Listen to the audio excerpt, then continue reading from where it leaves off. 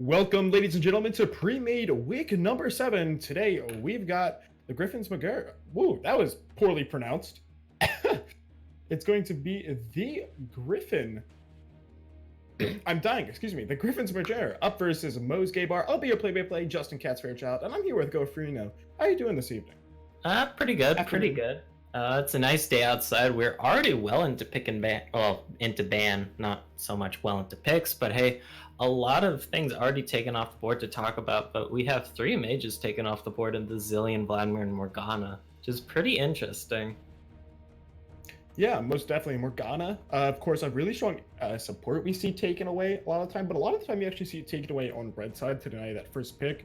Vladimir and Hecarim as well being taken away from by Moe's. Not too sure about some of these picks. There's a lot of meta things open. It's a bunch of AD carries, a bunch of mid laners. You have things like Xayah. Oh, as soon as I say it gets taken away, but Moe's is going to be hovering over that Gragas right now. And that's going to be Gragas lock, and we've been seeing a ton of Gragas at Worlds, if anybody's been tuning in, mostly in the jungle, although there have been a few games of support Gragas. Granted, I think that's just primarily with the Yasuo bot, but I mean, still, you can go Gragas support without the Yasuo, because he does have some decent qualities as a support, you know, decent poke in lane, decent all-in, decent peel. Although I do feel he is much better as a jungler, and that is most likely where Moe's Gay Bar is going to throw him. Yeah, most definitely. It will be the Caitlyn lock-in on the other side, though, for Rand. For TGM. That's an incredibly strong AD carry we've seen so often. The range is just massive. You do have to be careful with that mid-game power drop, though, is other AD carries will scale, such as Kai'Sa, such as Ezreal, they'll start to get those 2-3 items coming in, and that's when they start to get incredibly strong. Next pick, though, for DGM will be that Olaf. They're going to switch it around from that Jarvan and lock in Olaf, and that's something to be messed with.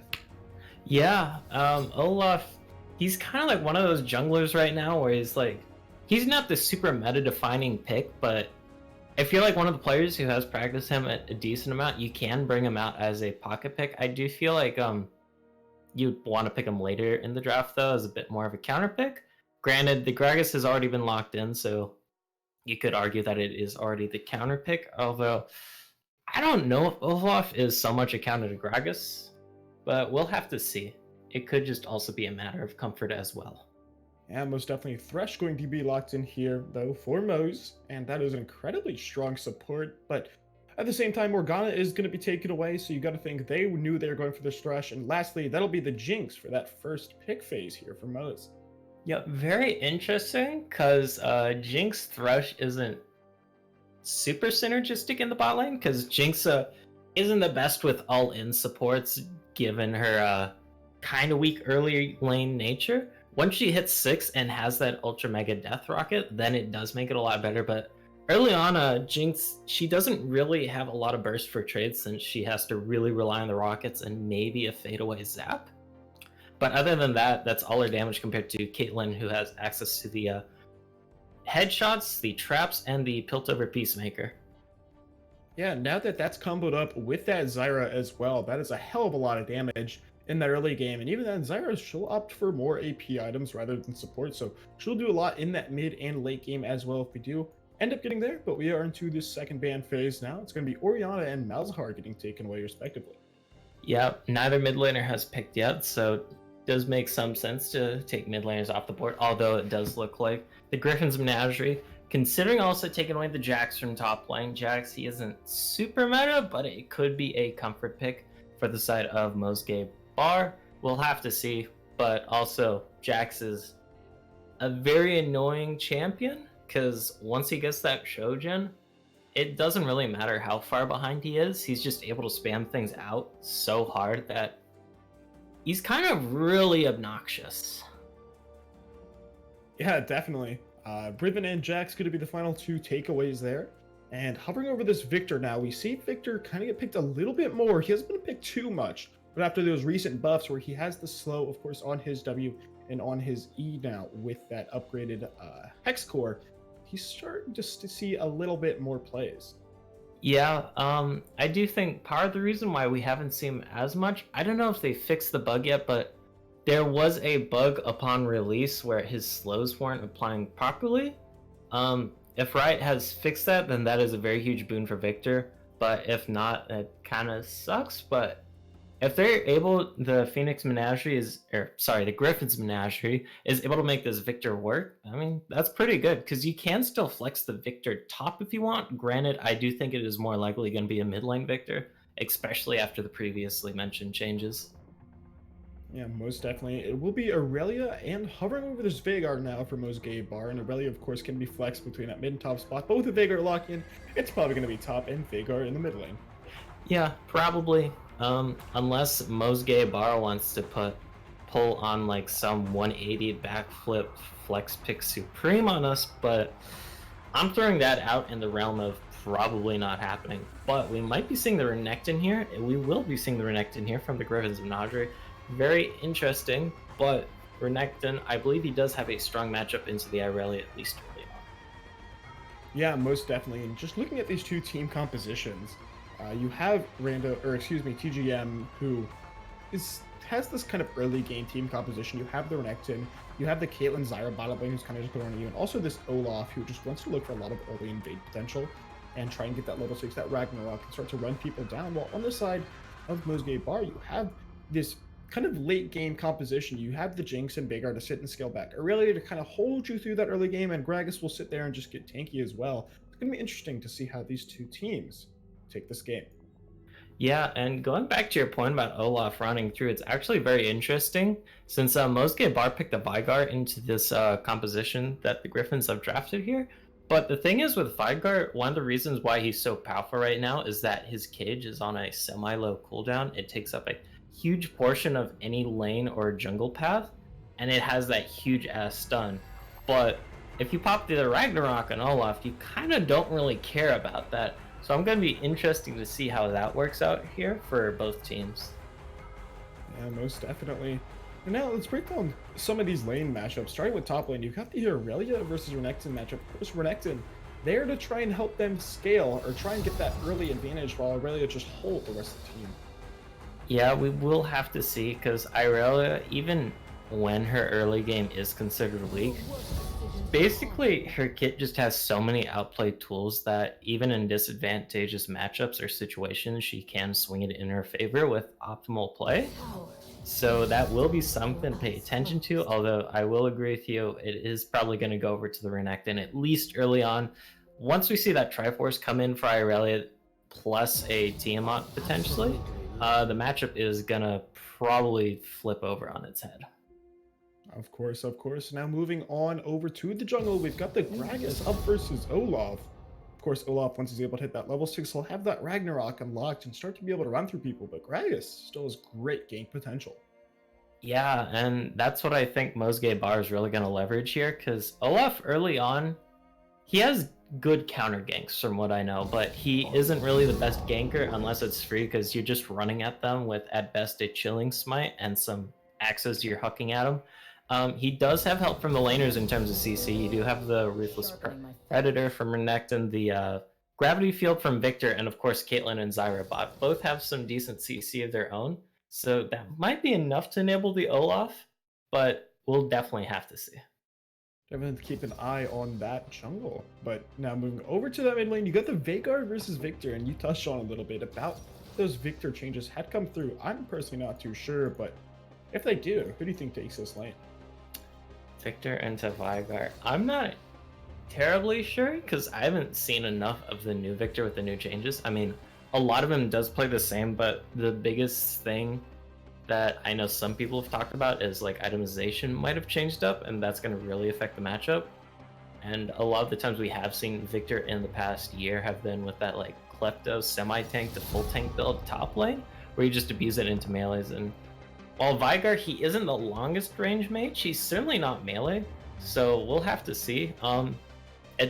One of the biggest things in the matchup I feel for Victor is whether or not he's able to push the waves harder than Veigar. Most definitely. And lastly, moving over to the bottom lane, we've got Jinx and Thresh up versus the Caitlyn and Zyra. The poke is massive for this bottom lane here of TGM.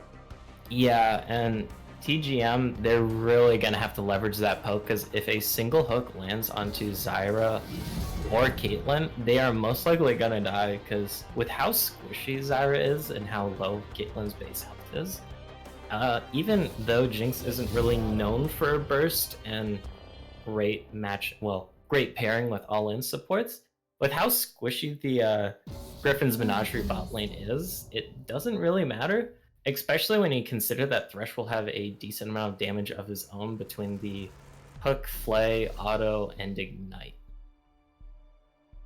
Of course, and while we wrap up this champion select, of course, use Pro Draft for that. I want to hear your prediction on game number one. Of course, this is a best of 3, so you still have 2 more games after this if you want to go the full distance. But of course, neither of these teams have played each other yet so far this season. We'll have to see how they pair up against each other. Yeah, we definitely will, because we'll learn a lot from this first game. Because if we take a quick look at the standing, Mosge Bar is 6-0, whereas TGM is 5-1, so pretty close in the standings, but Mosge Bar has been doing better statistically, at least within the past 6 games, and I figure they're going to want to keep that streak going. Yeah, most definitely. And with that, we are going to take a quick break. When we're back, it's going to be Mosge's Bards versus the Gryphon Regime. Don't go anywhere. We'll be right back.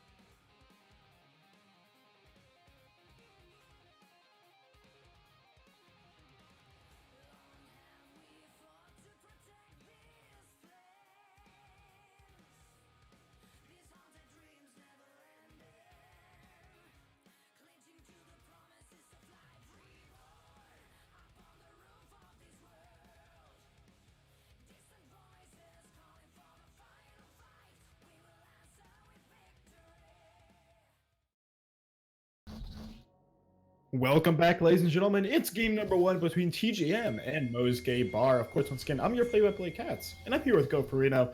How are you feeling about this one? And looks like we might ourselves both teams actually invading.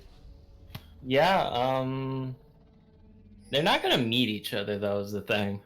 It's the They long just- con. Yeah, if we do, I mean, if they go in full-on circles, thing is though, if they do full circles, assuming everybody is generally the same movement speed, they're never gonna meet. They'll be like parallel lines in a sense. Yeah, they're kind of just chilling right now. Nope, nobody's really moving. You have blue team, of course, on that top side jungle now, and TGM backing up just a little bit. Yeah, nothing coming of fruition from the top side part. Although No, Fizzle, he's gonna meet right here. he's found him. Or can It's he? gonna be Yeah. an auto attack traded. First damage of the game. GG. TGM. That was the most anticlimactic thing ever because there was 5 people, and then what we saw was the support walking into a bush and getting autoed. Also, interesting to note about the support here, Kenny went exhaust on Thresh, which is... I don't know about that one, Chief, to be fair, because you want the Ignite in this lane, because that's how you're going to win it. Plus, also exhaust in general right now is kind of a... not super good. Not super good. Yeah, that's a good way to put it. It is important to note, though, Victor is going to be bringing Aerie this time around. You see Klepto pretty often, but won't be it this time. A little bit of extra damage for himself. Yeah, plus also might be a matter of he's not able to get as many Klepto procs in this lane. Who knows? Who knows, indeed. A little bit of trading in the bottom lane. You can see the Zyre Caitlyn poke already coming to fruition. A little bit of damage on the donut. Of course, not the longest range AD carry, especially when he doesn't have enough mana for that rocket form, but not going to matter too much. Still just farming around. Yeah, because Jinx actually has pretty low mana for an AD carry, which kind of sucks if you want to use rockets in lane, especially early on. So you only get like, I want to say about 10-ish rockets, 10 to 12 at level 1. Which kind of sucks. The just though, trading on to Fizzle, and Fizzle heading right on back. Neither of them having Ignite. He's all right on top of him. Got the Conqueror procs. Could this be an early kill? One more flash. He doesn't find the auto attack. It's going to be a flash for flash and no Here kills. comes Jackie Chan. Olaf is coming dead. Jackie Chan, he only needs 1 Q. He doesn't need anything else. There's no way he gets out, right? He's already won the flash. He's got a so dodge. And the Q here. Oh, there's the slow. I think the Andros just might be dead. Still running away, but with nowhere left to go. That's going to be first blood over to Jackie Chan. First blood indeed. It does cost 2 summoners on the side of the Gryphons here, but they'll take that. Getting an early kill onto Olaf is very nice because Olaf has an extremely strong early to mid, and he only really falls off come like later in the mid stages of the game where he just kind of dies in every fight. Yeah, goes down. Just gonna pick up an extra longsword there for Fizzle. Bit of an advantage there. Him in the top lane, 2 deal, just only boots at the moment. Not the biggest advantage, but the extra AD really can matter in some of these early skirmishes. Yeah. Although, sadly, Peach Buzz was not able to get an assist there due to how long it took, so he doesn't really get any advantages out of that, just a more favorable wave position, I guess. Other than that, basically nothing. But also mentioning the wave, still 22 CS to 13 right now, with D'Angelo's of course holding that lead. Not expected. We don't really see the wave right now, but I'm assuming it's just about neutral. Nope, actually no, it's a rather big wave pushing into Fizzle. You do have Olaf coming back up. Jackie Chan might be looking for some more blood. He's got the double buffs this time. The Flawless Duet does land though, so D'Angelos might have a bit of time to get out. Oh, look at the bot lane. Here comes not having a bad day. Oh, he's gonna eat a trap. The Dark Find is gonna connect, and that is gonna be a kill down in the bottom lane. Gazigo actually might go down. He blows the heal rather. It's gonna be a trade 1-for-1. And that's not what you expected to have happen. But Silbert needs to be careful. The death sentence might be available if he's able to connect the hook. Not gonna be able to find that there. 1-for-1 down in the bottom lane, even after that gank. Yeah, and that's just all thanks to the Gryphons huge poke in that bot lane. It was really adding up over the time. But you look at the inventories, the AD carry that got the kill has a BF sword, and the AD carry that got the assist has a pickaxe, which is a very huge deal. Yeah, but of course the BF sword on the other side for Gandhi that is massive as well. To note though, this first dragon is an infernal. Like to see a little bit of pressure around there from both junglers. Gragas on the bottom side, Jackie Chan as well going towards that bottom side as well. And you can already see a little bit of vision getting controlled there by Death Holy. He is trying to work in some vision, clear out some as well, and set up for that first Drake.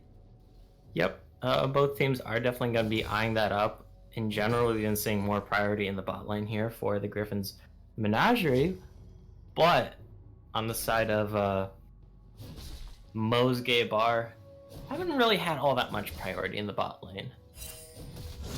So that could open up some dragon opportunities for the side of Gryphon.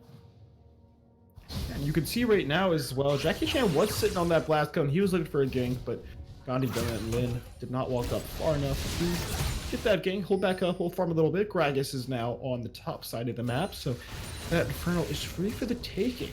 They're able to find a bit of priority down in the bottom side at the moment for the Gryphon's Baji.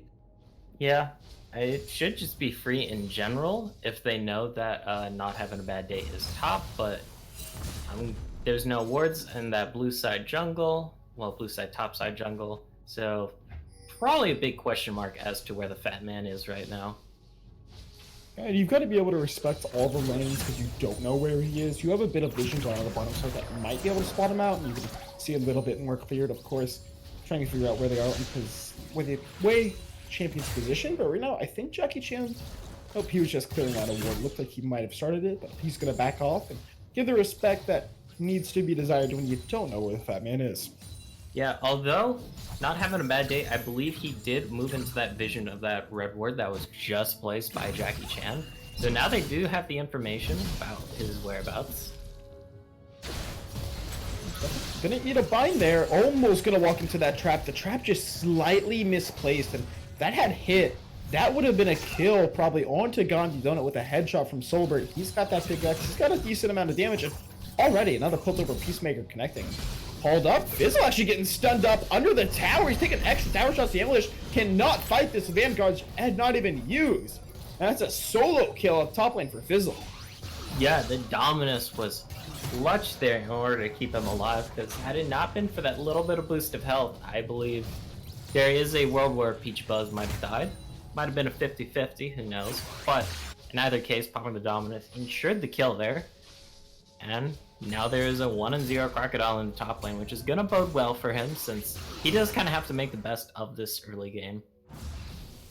Yeah, we talked a little bit about how kind of the early game is supposed to go. You're supposed to have this Renekton that is helping you scale towards later game with that Caitlyn, with that Victor, and that's what you're doing right now. Gotta be careful though. Thresh coming through. Both junglers gonna find each other. Jackie Chan though not level 6 just yet. He is gonna back off. He doesn't have that Ragnarok available. And both these teams just gonna back off. Thing not gonna bite off more than they can chew.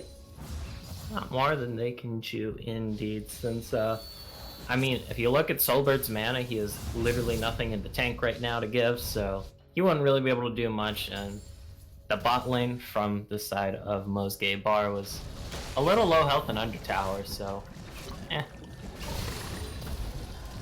Yeah. These bottom laners are going to back though. It's going to be a pickaxe picked up for Gandhi Donut, and most of Caitlyn will be able to find that BF sword. Indeed, she will. She'll have that, so just about even in AD at the moment. About a 17 CS lead though for Solbert. Looks like he's actually just sitting at base. I'm assuming he's waiting on an item. He's about to hit 300 here, so I expect. Yep, there's the boots. He won't have potions though, which will suck a bit. Gonna have to rely on whatever runes he has here for sustain, or just avoiding every single piece of damage possible. We'll have to see how it works out, but having the boots in this lane is always nice to dodge out on those zaps, to dodge out on those hooks. Yeah, and right now, it's kind of just a situation where you don't really need those potions. When you get engaged on, you're going to be all in this lane, and I don't really expect too much kind of poke out of Gandhi Donut and Kenny Mr. Lin. You might be able to connect on a zap or two, but it's really not going to matter too much. It is running lethal tempo on this Caitlyn though, and that's not something you see incredibly often. Usually it is that fleet footwork for that healing and move speed. But you are seeing lethal tempo every little bit more and a little bit more these days. Yeah, lethal tempo's good for later stages in the game for those team fights, not so much in the laning phase. That's why you really take the fleet, because it's very synergistic on Kate. You go in with the headshot, you run out with the fleet. But here comes the Predator Fat Man. There's the Predator Fat Man indeed. The Cascade is going to push 2 back, not going to be able to connect with that Super Mega Death Rocket. Ultimate's going to knock 2 up. The root is there, and that's a dead Gragas. Now flashing forward is Jackie Chan. He's looking for Lynn. The slow's there, not able to find it flashing away. You've got Vhagar roaming down now. He's got the baby cage. You gotta be careful. That is Vhagar.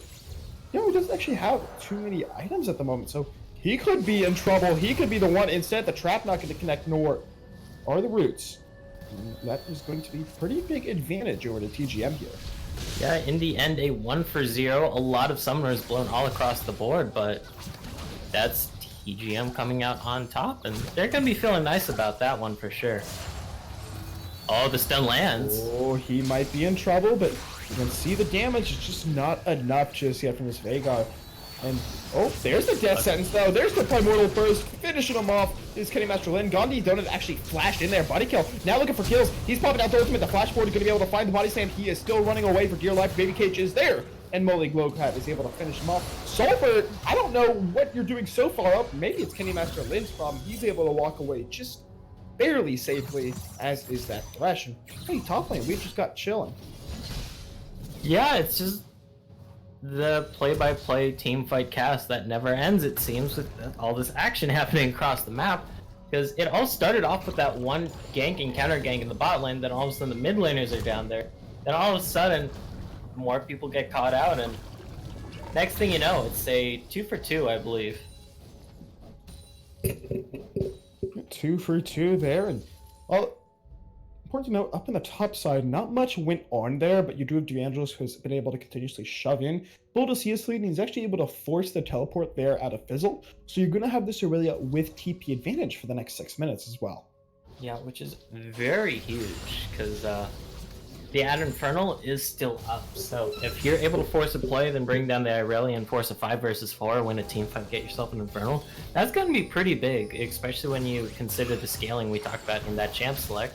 Ooh, it does land. I don't think too much will come of it, except for Kenny losing a lot of health. Oh, Jackie Chan. Oh, it's going to be a 2v2. The Ragnarok is going to get popped. Turn it right back around to not having a bad day. But he might be having a bad day indeed, as is Molly the Glad. And that's going to be 2 more kills, and that finally should be the first dragon of this game, heading over to TGM. Yeah, an easy 2-for-0 there, and we saw the power of that Olaf Ragnarok into the Gragas Vhagar. Like, you can't trap him in the Vhagar cage, and you can't body slam him. So you just saw him run in and mow down, not having a bad day. Infernal picked up, and that's an extra 8% damage, which is massive. Death Holy looking to make good use of it. He might be able to finish off Kenny Master and not enough plants to kill him. The shield's there. And this guy is on a mission, but he's got the Bob kill with him as well. Barely not able to find the kill. He's living on just a sliver of health. Oh, the death ray was so close. You can see the thirst right now in the bod kill, but he's gonna wisely back off since he's already 2 towers deep, and he might as well not make it. That is gonna be more plates on this bot tower, and I believe that's just gonna be first tower, which is very crucial to the side of the Gryphon's Menagerie. Definitely, and just right now, kind of the state of the game, you have this Caitlyn and Zyra that just picked up bottom lane. They're going to be heading top lane most likely. Just play around for that Rift Tail. Dragon was just taken, so that's not going to be spawning. Trying to take that top tower. Yeah, because now all the objectives are on the top side of the map. Use the Srenect into bot lane, and all of a sudden that TP advantage doesn't matter as much since there's not really a dragon to fight over. I mean, granted, you can still force a fight and try and get the Rift Herald. That certainly is a thing, but I don't believe it would have been effective as it would have been for that dragon. Not to mention, now with that acquired gold lead, there is a chance that the 4v5 might go in the favor of the Gryphon's Menagerie. Definitely not 100%, but I'd say there is a potential chance. Yeah, right now you do have those 3 players for TGM up in the top side. They're going to be playing for that Rift Herald. Jinx Still down bottom side, but the teleport not available for Fizzle just yet, so still would be a 4v4 if you're looking for the fight. You've got to be careful. That sentence not going to connect there. It looks like everybody should back off. DeAngelis almost walks into trouble there, but he'll be able to walk away safely. Yeah, definitely looking a little frisky here.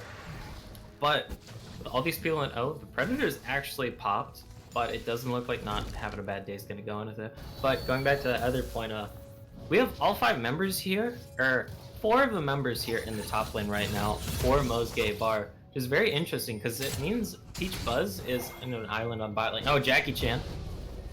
Can pop a Ragnarok. Yeah, he pops that Ragnarok. He's able to stay away from any of that CC, but that's going to be an ultimate blow there for TGM. Everyone is just kind of ready and poised to fight for this Rift Herald. It's going to get started up, and they know the Sun needs to fight. They know Fizzle does not have teleport, and that's the exact reason they started up.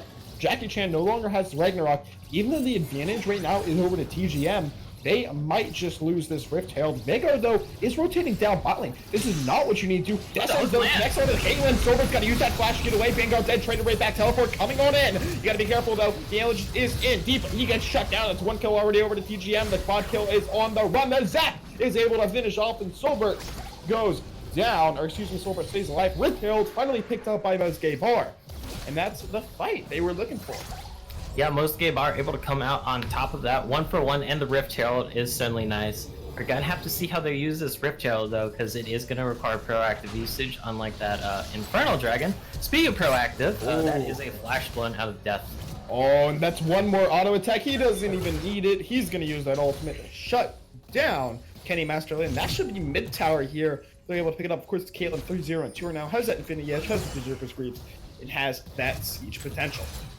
Yeah, really good because oh, the binding does land, and that's a lot of damage from the Peacemaker, but nothing else gonna come of it. And with that, the map is gonna reset a bit, but it's a nearly 5,000 gold lead in the favor of the Gryphon's Menagerie right now. 5,000 gold lead, and still waves just about even. It's going to be only 2 towers taken off the map, both in the bottom lane. They're actually, that entire time, Fizzle was able to push down. He was able to pick up that tier 2 bot side as well. So this Renekton is getting awfully strong. He's got that Black Cleaver's got the Tiamat, and he's looking to fight anyone who comes his way. Versus DeAngelis actually hasn't even finished an item yet. He's kind of opt to spread it around a bit, working now towards that Sheen, but nothing really else to fight for.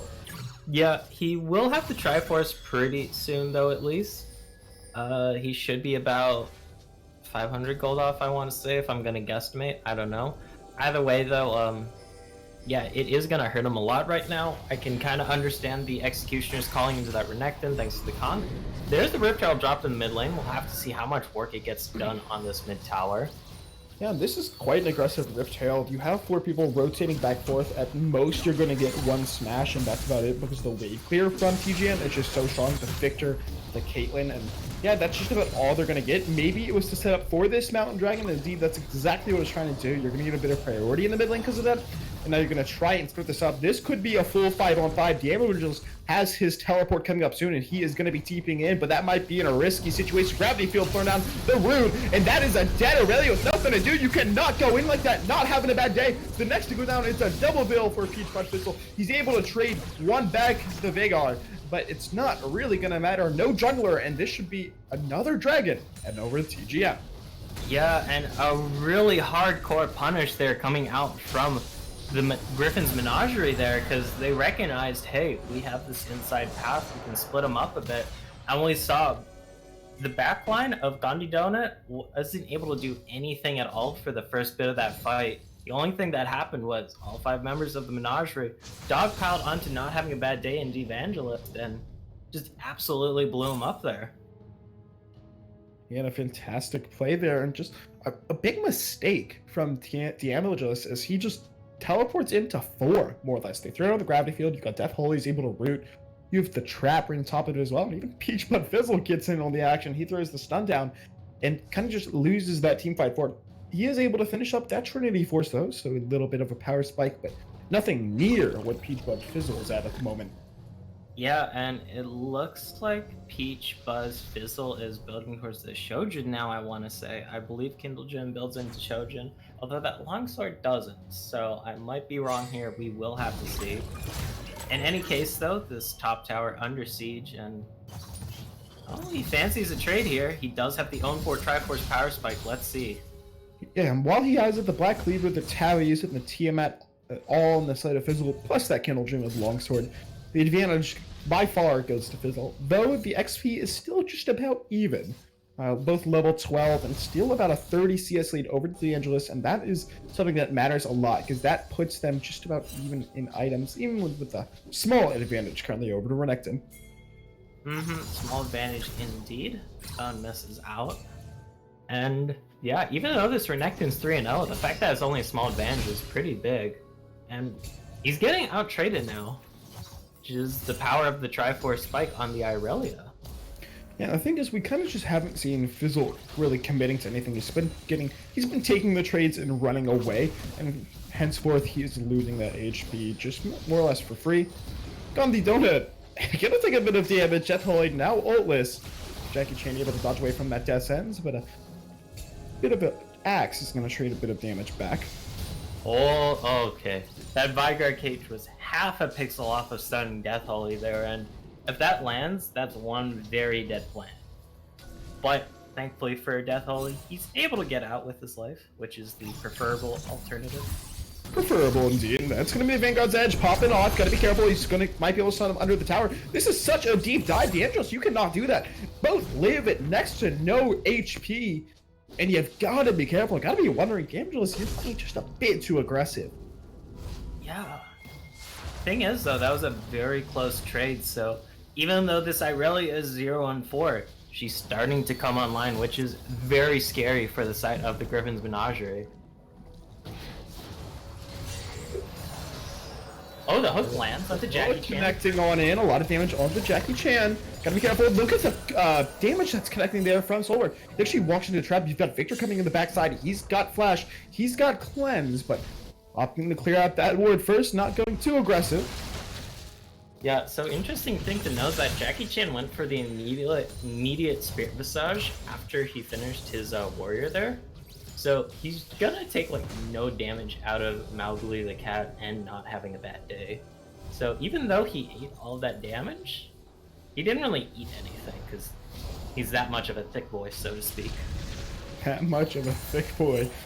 That's a way to put it, I guess. I mean, it works, it does the job. But now we are 23 minutes into this. Baron, of course, now on the table, and it's important to note that both these, or excuse me, only Fizzle has teleport, so if they want to look for this Baron, they might be able to find it in a 4v5 situation. They've got almost a 10,000 gold lead, 8,000 at the moment, and that is really huge when you continue to push it, continue to push that pedal hard. Yeah, we will have to see though, because the thing is with Gryphon Menagerie's comp, they don't really have the best engage. Since Jackie Chan, he went for the Conqueror over the Predator, because usually you see the Predator on the jungle Olaf, so he can just pop that, run you down at 1,000,000 miles per hour. He can still get the Righteous Glory. Peach Buzz, he fancies a trade here, has his support with him. He's got Death Holy with him. He actually has 4 people coming on down. I don't think there's much damage this can do. The ultimate gonna be flash away to try and keep him alive, but this is a fast Renekton. He finds a reset. He's just waiting for his stun to come up, and Jackie Chan coming around, stealing that kill, and right then, that's where you kind of need to try and start at this Baron if you are Mosgate Bar, but there's the root, the Cleanse, the Death Sentence not going to connect though, as he's able to flash away. Look at this flank though. Yeah, you've got to be so careful. Everybody needed to walk topside. You've got nowhere to go. There's the root. That should be a dead Gragas. Double stun on top of it, and no jungle remaining. Look at how low this Jinx is as well. So close. Oh, actually, Death Holy almost finishes her off with a plant. But this could be Barrett now for TGM. Yeah, that's 2 members down, including the jungler, which is Mike to contest this. And if you include the Earth Dragon also here for the side of Gryphon's Menagerie, this Baron isn't much long for this world. There's Super Mega Death Rocket is available, but Smite, of course, there for Jackie Chan as well. And she doesn't even send it out, gives it over, and that's going to be Baron Nashor here, 24 minutes for TGM. Yeah, which is absolutely huge, because Caitlyn and Victor with Baron is actually really scary to face as defenders in terms of sieging, because both of them have a good chunk of range, decent wave clear, and good poke. And that's going to be very hard to deal with on the shorter range composition coming out for Mosgay Bar. So definitely now you can see them just taking complete control of this game. They're going to pick up another Infernal and should be able to do it without much contest. Work over who's that mid and bot lane. I'd expect to try and split up where that Baron Nashor minions are going. Maybe trying to do something is Mosgay Bar, but really wouldn't fancy contest right now. Oh no, he takes it in. He's able to use it out though. And almost a sticky situation there for not having a bad day. Yeah, that would have looked really bad if he had died there. Blast coming in after the dragon had died and then dying himself. That would be a bit of a no-no and a bit of a flubber reel highlight, I guess. Definitely. Now splitting up those Baron, exactly what I talked about. You've got Renekton in the mid lane. Everybody else bot. Other way around. Renekton bottom, everyone else mid. And now you can start up this siege. You have Caitlyn, you have Victor, incredibly strong sieging champions. And no one right now is really tanky on the side of Mosgay Bar. Look at the chunk on the Gondi Donut. Yeah. Ooh, I can't talk today. As well, he's getting incredibly low. Now they're sending 3 people back bottom side. There's really not much you can do with this Baron. It's so well spread out. Yeah, and going back to your lack of tankiness part, it's... Look, oh, the hook actually lands. There is a Ragnarok, though. Ragnarok's available. He's not going to blow it. Even Solberg got locked up in the distance there. Double knock him. Got to be careful. The Q's there. The Primordial Burst not going to be able to finish up Solberg. Now it's going to be them on the run. Both teams incredibly low, but one has a Nexus. One has a Fountain a little bit closer. They'll be able to heal, and you might just see TGM backing and resetting right here. Yeah, that's the preferable thing to do right now while you still have a bit of Baron. Oh no! Oh no! What are you doing, Gondi? That's what? Oh my god. You hate to see it, but just too far up and playing too risky. Vigar cage comes down. Jackie Chan thrown into the cage. Doesn't have that Ragnarok. It's going to be the Vanguard's edge in on the backside, but he goes right into a trap. Solberg able to finish that one up, and this should be middle inhibitor here, if not more.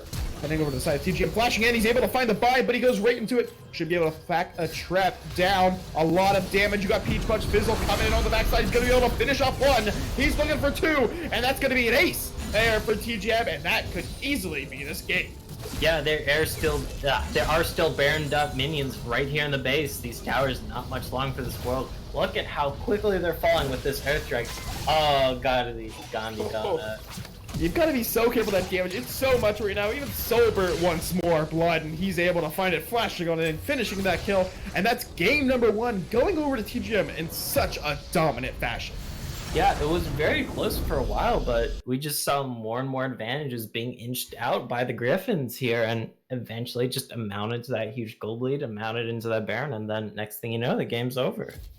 Yeah, and you had this composition that wanted to kind of win early, push out, and not deny them to get late game, and that's exactly what they did, and they did it beautifully. You had the Victor, he was able to be incredibly strong on those realms, and you had the Caitlyn Zyra bot lane, who was able to kind of sit back, and they absorbed pressure. They won 2v3 ganks. They were able to exert pressure that they needed to do, and with that, they're able to pick up game number 1. Yeah, game number 1 indeed. With that being said, though, we are going to cut it to a short break here on the desk, but don't go anywhere. We are about to get into game number 2 in just a bit.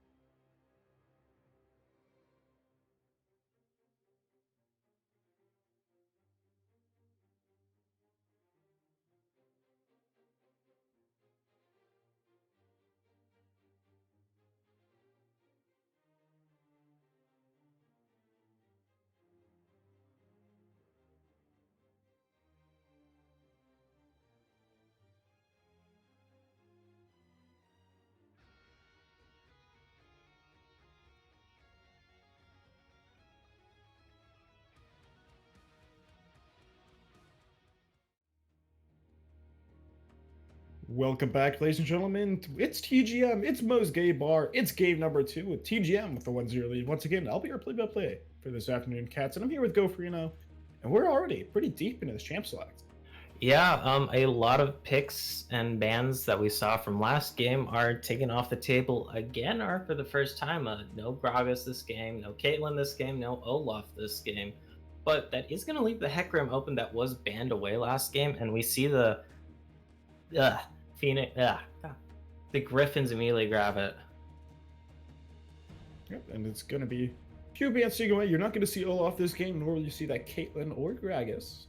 Hecarim and Xayah are the first 2 pickups, though. For both these sides, and Xayah is a great pickup. I love to see. She's just a strong AD carry now. Let me rephrase that. She is a ridiculously strong AD carry right now, and with Rakan still on the table as well, you might have expected to see that second pick, but instead it will be that Jarvan getting locked. Yeah, the Jarvan locked in indeed. We saw that hovered last game for the side of the Gryphons, but they opted to not get that. So here we are now. That is mostly going to be a jungle Jarvan, because top lane Jarvan has been dead for a while, but you know, there is always a chance. But that looks like it is going to be the Kai'Sa picked up here for the Gryphons. No surprise, since Kai'Sa has been rather high priority all of this patch. Yeah, they are going to be able to pick up that Rakan as well to deny that Xayah Rakan synergy, but though with picking up Jarvan, I kind of didn't expect them to pick Rakan anyways, especially in this situation. You already saw the jungle. There's no reason to actually pick Jarvan there. You could have held that to either this pick or even later in draft, but it will be the Nautilus lock-in. So that's actually a pretty good counter into Rakan. You're able to hook him out of that grand entrance, and you kind of just have a lot of good all-in potential and synergy with Xayah. Yeah, not to mention, I mean, just a lot of damage on Nautilus, really, if you take the Ignite, although we did see the exhaust come out last game from the Mo's Gay Bar support. I hope this game it is a Ignite, because if you're playing supports like the Thresh, like the Nautilus, you kind of want to be the big Chad that goes Ignite, because there is kind of a reason why you have seen exhaust regularly picked up in pro play for supports in a long time now. And it just kind of has to do with exhaust isn't a summoner spell. Exhaust really just isn't the strongest sub anymore. It still, of course, exists, if I were to say it like that, but you don't see it as often. Yeah, I mean, you see sometimes mid laners pick it up, and some supports can pick it up. It does have its uses. It's just the general utility brought by Ignite is kind of roughly the same, but it also brings a ton of damage. Just kind of a huge factor right now, especially the healing reduction with how much healing is kind of in the game with all the death stances, the Ravenous Hunters, yada yada yada. Definitely, though. First pickup will be the Ryze here, so we're seeing a bit more of a maybe split composition out of Moses game. You have Ryze just incredibly strong, and he's also got that ultimate, so be able to go to those side lanes or maybe rotate towards that mid lane for a fight. Counteracting that will be a Vladimir there for TGM. Yeah, most likely going to be a Vlad top, but we might see a Ryze top into it. Who knows? Gonna have to see though. Vladimir he's been picked up a decent amount at Worlds. Oh no, it looks like it might be a mid lane Vladimir. Although mid lane Renekton has cropped up in the past, but that's more so as a counter pick. You don't really blind pick the mid Renekton. Yeah, definitely not. And we saw, TGM's incredibly comfortable with the Renekton up in the top lane as we saw last game. So it probably will be that Renekton top, Vladimir mid, and we'll have to see if that Ryze now is going to go mid or top. Yeah, it is in the favor of Mo's Gay Bar here. They have the power to decide the fate of lane assignments, so they can get the matchups they want. And it looks like it might be that Camille is currently being hovered, although I do know a lot of people have said, especially after the Renekton Shield Buster changes on the Empowered W, that Camille just kind of has a sucky time into the Renekton, well, even more so than previously. So we'll have to see how that goes. Yeah, it looks like this is actually Fiora, not Camille, so a little bit of issue there in that pro draft, so it will be Fiora up into Renekton instead. Yeah, classic pro draft where it doesn't really work as intended, and then you just get a bunch of blank boxes or wrong picks. Gotta love it. Most definitely. And now looking at, of course, some of these champions across the table, you have kind of these two compositions who want to go at each other. A lot more team fighting than this previous game. You have this Nautilus and Jarvan, though Mosgaber kind of still wants to try and commit to that split. They have this Fiora now, and they have a lot of wave clear as well. You have the Rise. Rise and Fiora, they're going to be set in the separate lanes. Well, TGM just must be able to force those fights. Yeah, the thing is, though, for Mosgaber here, especially in the top lane, Fiora has a very, very weak early game, and Renekton can abuse that so hard. So top lane, there is a potential chance that it could be a slaughter. Although much like with the Irelia last game, once the Fiora gets an item or two, the matchup flips on its head, and the Fiora should just be able to completely smash each Buzz. It's definitely, and then let's go ahead and let's take a look at some of these lane matchups. And in the top lane, of course, we still have that Renekton. We saw a fantastic showing last game from Fizzle, but it'll be versus Fiora this time. Yeah, and it's gonna be interesting to watch because the Irelia at least does better into the Renekton early on at the cost of not as powerful of a later game compared to Fiora. But the Fiora is a much more risky pick, and the Evangelist, he's gonna have to play it near perfectly in order to survive this laning phase. And it's gonna be interesting to see. Yeah, most definitely. And now moving over to that jungle matchup, it's going to be Hecarim versus Jarvan, two new junglers. We didn't see them last game. And of course, you have Mosgaber, who wants to send this to game number 3. They're going to be drafting up that Jarvan. Yeah, and Jackie Chan, he actually has the Ignite right now on the Hecarim instead of the Ghost. You usually see like Ignite Ghost on top lane Hecarim or a Teleport, but you don't usually see it on the jungle Hecarim because he likes the Ghost, although he'll probably be taking the Predator, so it might not be a huge loss of move speed, but it will be interesting to keep track of. Definitely. And now moving over towards that middle lane, we're going to have most likely Vladimir and Rise, two that kind of just want to sit back and farm.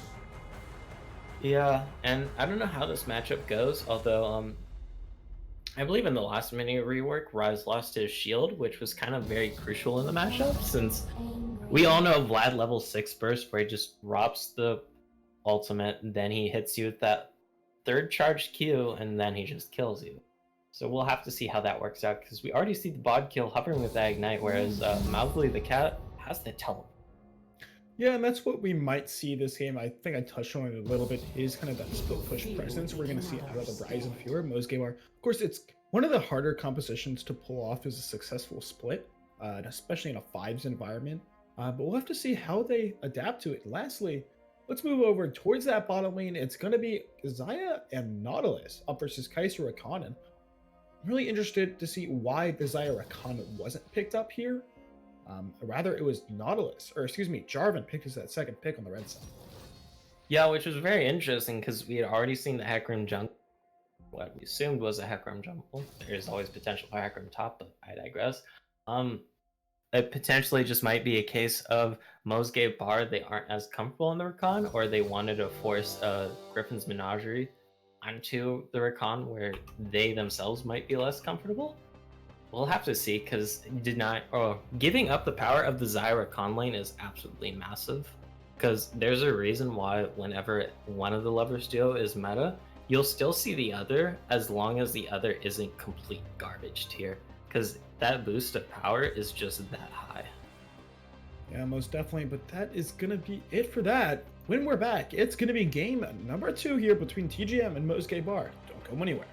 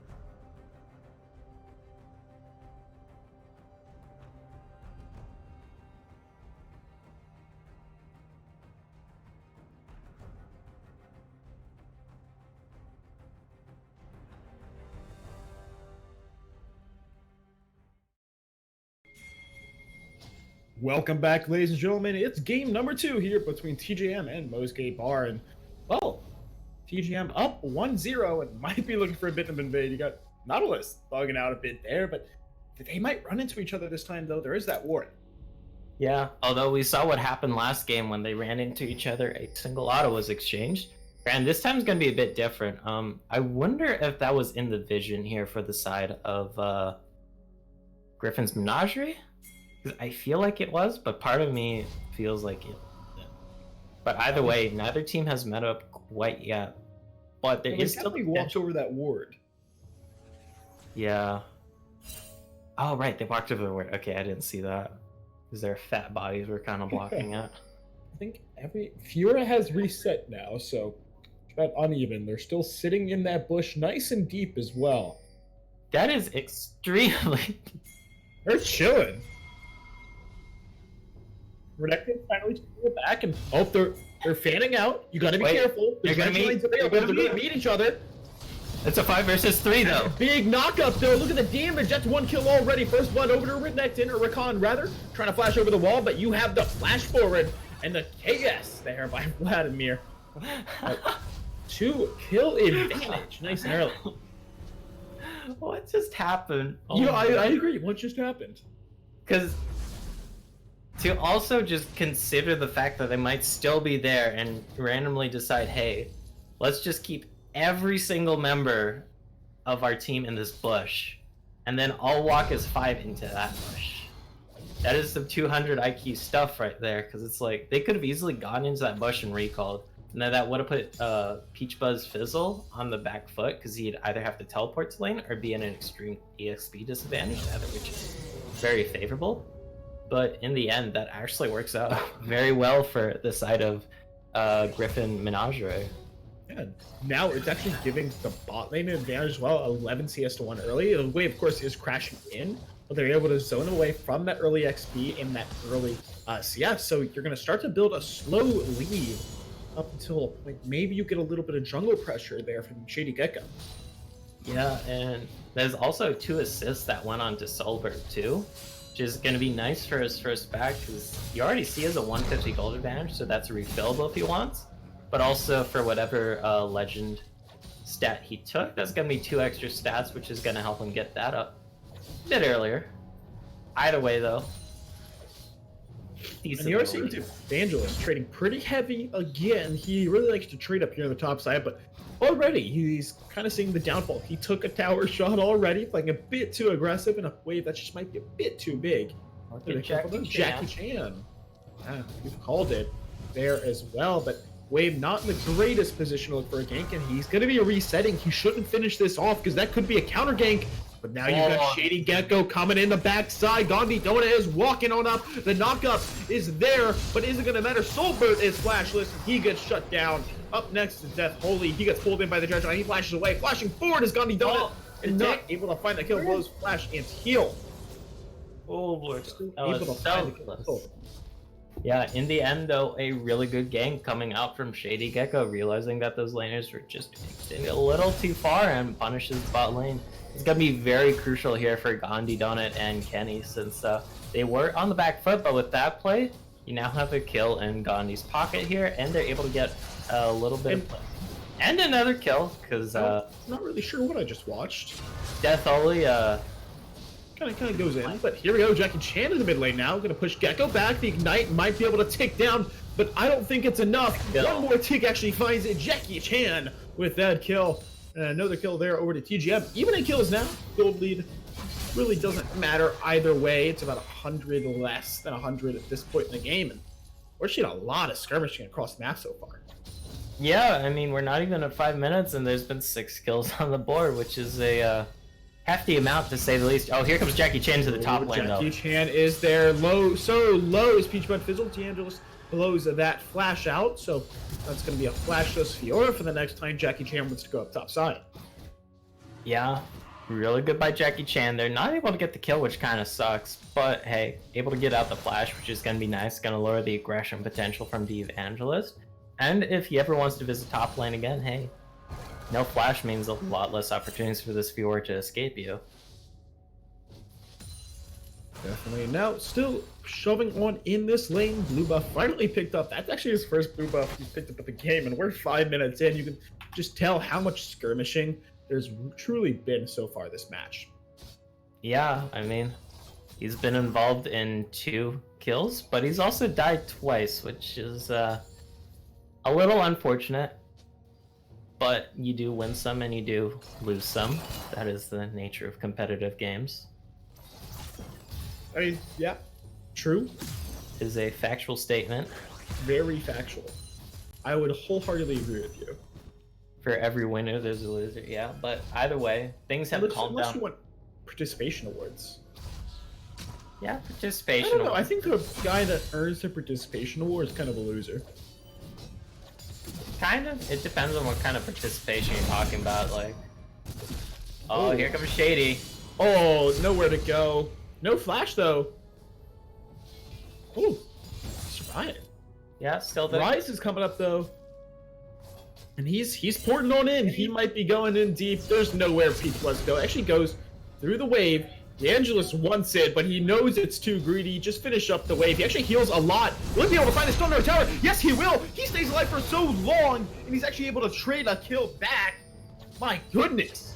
Yeah, a perfect level 6 hit there to get that Dominus was absolutely crucial, and it's a lot of damage. Either way, though, still going to be going here in the favor of Mosge Bar. They're able to get the kill and 2 plates, which is a significant amount of extra gold when you factor in the assists as well. Yeah, they get all that gold, but in the mid lane, of course, you had Vladimir being able to push in those waves, slowly earning more of an advantage. He's got about a 10 CS lead, and I believe he's able to finish up his first plate pretty soon. Yep. He's just going to use the blood punches, as I like to call him, because he punches you with blood. Speaking of getting punched, here comes a dragon. Gecko mid, he goes into the pool. Look at the speed on him. He's able to get that phase rush proc and run away. You did not expect Vladimir to live there, but he gets out scot-free. Yeah, and that's why you take the phase rush on the Vladimir. You proc it so easily, and you just move like a madman after you proc it, which is very crucial on Vladimir since he wants to get up in your face, but it also helps when you're getting ganked to get a random 50% boost. Oh, Grand Challenge comes out in the top lane. Grand Challenge comes out indeed. The stun is there. He's going to be able to try and avoid that final proc. He's able to get it. The healing is there for DeAngelis. Will he look for the dive? He's in deep, and he's able to find the solo kill at top side. This is absolutely huge because we were mentioning, hey, Fiora has a hard time early on into that, but I mean, DeAngelis, he's making it look like a fairly even matchup. Definitely not dominant, but it still very far surpasses our expectations getting a solo kill onto a Renekton. Not to mention he is now up 13 CS, and he's gonna get another plate here potentially. And will be able to pick up that plate. The teleport blown there as well, so that's a TP advantage for DeAngelis. But now he might be able to find a solo kill of his own. He gets the stun.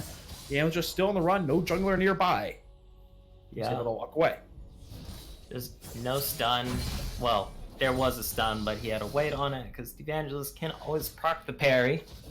And then just no slice and dice to follow up. But speaking of slice and dice, he's able to use the parry, gets the stun countered. Ultimate getting blown, but nothing coming out of it. which is kind of really huge because that's a lot of kill pressure down the drain here for Peach Buzz Fizzle. We saw last game he was doing fairly well, but this game he's struggling a little. Yeah, definitely. Right now, you kind of just want to see where these junglers are going to play around. The Cloud Dragon, of course, on the table. Both teleports are opponent for both top laners, so it would be a 4v4 if they look for this skirmish. And I think this dragon is started up. Priority is there for this side of Mosge Bar, so they're able to pick up the dragon for free. Yeah, and the Cloud Dragon is going to be kind of nice with how much action at least happened early game. But it is, of course, going to also be nice for Shady Gecko and Kenny Masterlin Jerome. It doesn't hurt. It's not the best, but you're like, it was free. Yeah, free. Yeah, pretty much. Up on the top side, though, the wave's still getting shoved in. You can see the CS lead slowly growing. And DeAngelis about 10 at the moment. Setting up for this gank, though. Gotta be careful with that ward. And Mosley Glad able to stop his gank in the mid lane coming out of Jackie Chan. Yep. The mid lane is just a battle of the speeds as Both players proccing phase rush to escape ganks. Top lane though, this feels all too familiar. All too familiar and still looking for the fight. Jackie Chan is up there. Grand challenge. He's able to find the kill. This could be a 2v1 for DeAngelis. He's now on the run. He's got Rise up there as well. Almost able to turn it down, ignite to burn, but it's not enough. Yeah, but oh, look at Shady Gecko. He is in the area here, although he's walking away now, but still. This is dominant from D-Bang. Oh, Deep dredge line. You gotta be careful. Nice feather storm though from Gandhi Donut to keep himself alive. And out of that tower range, Double Roo comes in. There's the ultimate as well. Silver takes a lot of damage. You got Shady Gecko there. He's not able to get the killer instinct off. Still has that flash up as well even. But at Death Hold, he's able to get one. He's gonna be able to trade two back. No, Gandhi Donut uses that flash and heal to escape. Oh, that could have gone much more wrong there in the bot lane. But in the end, it is a 2-for-1 in the favor of the Menagerie bar here, and they're able to get another plate here. And there's only one plate left. I think they can get first tower here. You should be able to. Yep, that is first tower. And over the gold lead slowly being extended about 2,000 at the moment. A lot of that coming, of course, in that top lane CS and as well as the kills down the bottom side. Yeah, and that's a 2-level deficit now for Peach Buzz Fizzle, which is absolutely brutal as a top laner. That's just so many extra stats your lane opponent has on you. But it also means your lane opponent was already smashing you, so you're also down in items. And now setting up for this Rift Herald as well. It's going to be the next big objective on the map. You're going to see Gandhi Donut and Kennedy head towards that top mid side, play around it. Both teleports still not available for either of these top laners, and if they want to be able to speed fights, they've got to stay up top side. Yep. And we'll have to see. Because you do feel like... Oh, there is a dredge line. Ooh, almost lands the root from the Xayah Blade Collar. But Gryphon is a pretty slippery champ. Yeah, and getting dangerous there. You gotta be careful about some of these early engages. Of course, this dredge line is massive, as well as that ultimate can be huge. Starting up this Rift Hill, though, this could be a full-on 5v5. We will have to see. Because, things have certainly calmed down, but still bloody. Grand challenge. He finds the charm, he finds the knockup, parry's available, it's going to stop the damage for just a little bit longer. They'll get it, but in for a trade of the Rift Herald. They're all picking mid lane, they're going to pop that mid instantly and look for a few plates. Yeah, and it looks like Gryphon's Menagerie comes out on the sour end of that. They got the kill, but they're going to lose the Herald. They're going to lose a lot of damage on this lane while plates are still up. Going to knock it down to about one plate, I feel like. Get a plates here, but here comes the gank. It's going to push Shady Gecko away, but he's able to stay alive for just a little bit longer. Vladimir has so much damage. He finishes one. Soulbird finds that kill. It's going to be another one heading over. Xayah gets a huge root, but it's not going to matter. Gandhi Donut is now the next target. Will he be able to finish him off? The killer instinct is going to go on in. The feather storm to keep him alive just a little bit longer. But a great fight there. Yeah, and what looked like a very disadvantaged situation for Gryphon's Menagerie actually turns out in their favor, just all able to turn on in the mid lane there with their ultimates and completely burst up everybody on the side of Menagerie bar. Yeah, it's a little bit of an overstay there. You got the Herald, you kind of just need to back away after that. There's not too much else you're going to get out of this fight. Though, next dragon, spawning another 30 seconds, will be another cloud. And that is a really big cloud to pick up, though, if you're Menagerie bar. Yeah, having the second one, going to take you up to what? 4.5? 5.5 move speed? I don't know. It's gonna take you up to an amount of move speed extra, and it starts to add up. Because, I mean, there is, of course, the roaming potential, but it's like, just the extra few bits of movement speed might help you dodge out uncrucial skill shots, which is kind of hard to measure compared to other dragons. Like, you see yourself just killing for a ton with Ocean, doing a lot more damage with Infernal, and of course just melting through objectives with the Earth, but the Cloud, the benefits are a little more invisible to the eye. Yeah, I mean, the rotations can be really, really big, and that's what you want to pick it up for. Of course, priority right now is in favor of Menagerie's bar. DeAngelis looking for a blood here. Gotta be careful about the knockup. The grand challenge is there, the charm, and the ultimate. They're gonna be able to parry it for a little bit longer, but I don't think he's got anywhere to go. Jackie Chan to finish him off, and now it'd be a 4v5, or you want to look for a teleport available for Fizzle. Yeah, we'll have to see how it works out, because I mean, for the previous moments in this game, Mosge Bar felt like they're the ones in control, but all of a sudden with that one mid lane play, it feels like map control has been regained by the side of the Gryphon's Menagerie, even though it's only 700 gold separating these two teams. It is still anybody's game out. So anybody's game indeed. This fight might be a 4v4. The teleport hasn't been used just yet. And Cloud Dragon actually getting started up by Moske's Bar, and they just give it away. It's an uneven fight that they can force. And I don't know if it's worth that first tower, or that top lane tower. Yeah, because they weren't also able to get that mid lane tower off of it. Granted, there is a surge of gold, at least in the pockets of Gryphon's Menagerie, so they do have more immediate benefit compared to the side of Mosge Bar. But as the game goes on, that gold's going to matter less and less. But that move speed is still going to be all more crucial. Definitely. Now, you're seeing kind of a split start to happen. Rise down in the bottom lane, Fiora up top side. Fizzle, of course, was able to pick up that tower, so he's got a BF sword and Tiamat now in his back pocket. Ooh, yeah, and that's going to be going towards that Shojin, which is just so disgusting on Renekton, because he'll permanently stun you after popping that Dominus, then constantly press the Q to heal. Might see a bit of an all-in here, but both top laners just going to kindly back off. Yeah, but you do have Jackie Chan coming on through. There's the parry, but it's not going to matter. The Angelus should be the one to go down. Brand, the challenge is available, but there's the onslaught of shadows, and there's the kill secured by Fizzle. Yeah, which is really good because Fizzle wants all the gold he can get. But here comes the members of Mosge Bar. Some of them say it would be a 3 versus 3, however. And it doesn't look like they're going to fancy it 100%. All in the bot lane. A lot of damage there, but Rise is more than fast enough to run away as soon as he gets that combo off. And here's the engage. Featherstorm gonna be able to keep alive for a little bit longer. The knockup turned around. It's gonna be a dead Fizzle already. Big damage coming through. Kelly Master Lin is deep on in. He uses that flash to keep himself alive for just a little bit longer. And actually is able to find the kill. Now you've got Gontianona trading back and forth. Great dodge away. Gonna be the knockup being flashed away, pushed away for time as well. The shield to keep alive for a little bit longer. You have Solbert now roaming up. He's able to connect with the W. He might be able to use that killer instinct. Then flashed away from Gecko to keep himself alive. Good flash there, because had that landed, that would have been an immediate killer instinct in from Solbert there, and that could have easily been another 2 kills in his pocket here. And kind of don't want to feed a Kai, so that is very low on the priority list of people you want to feed. Oh, yeah. Krugs? No? Okay. Awful low there, but not enough to go down.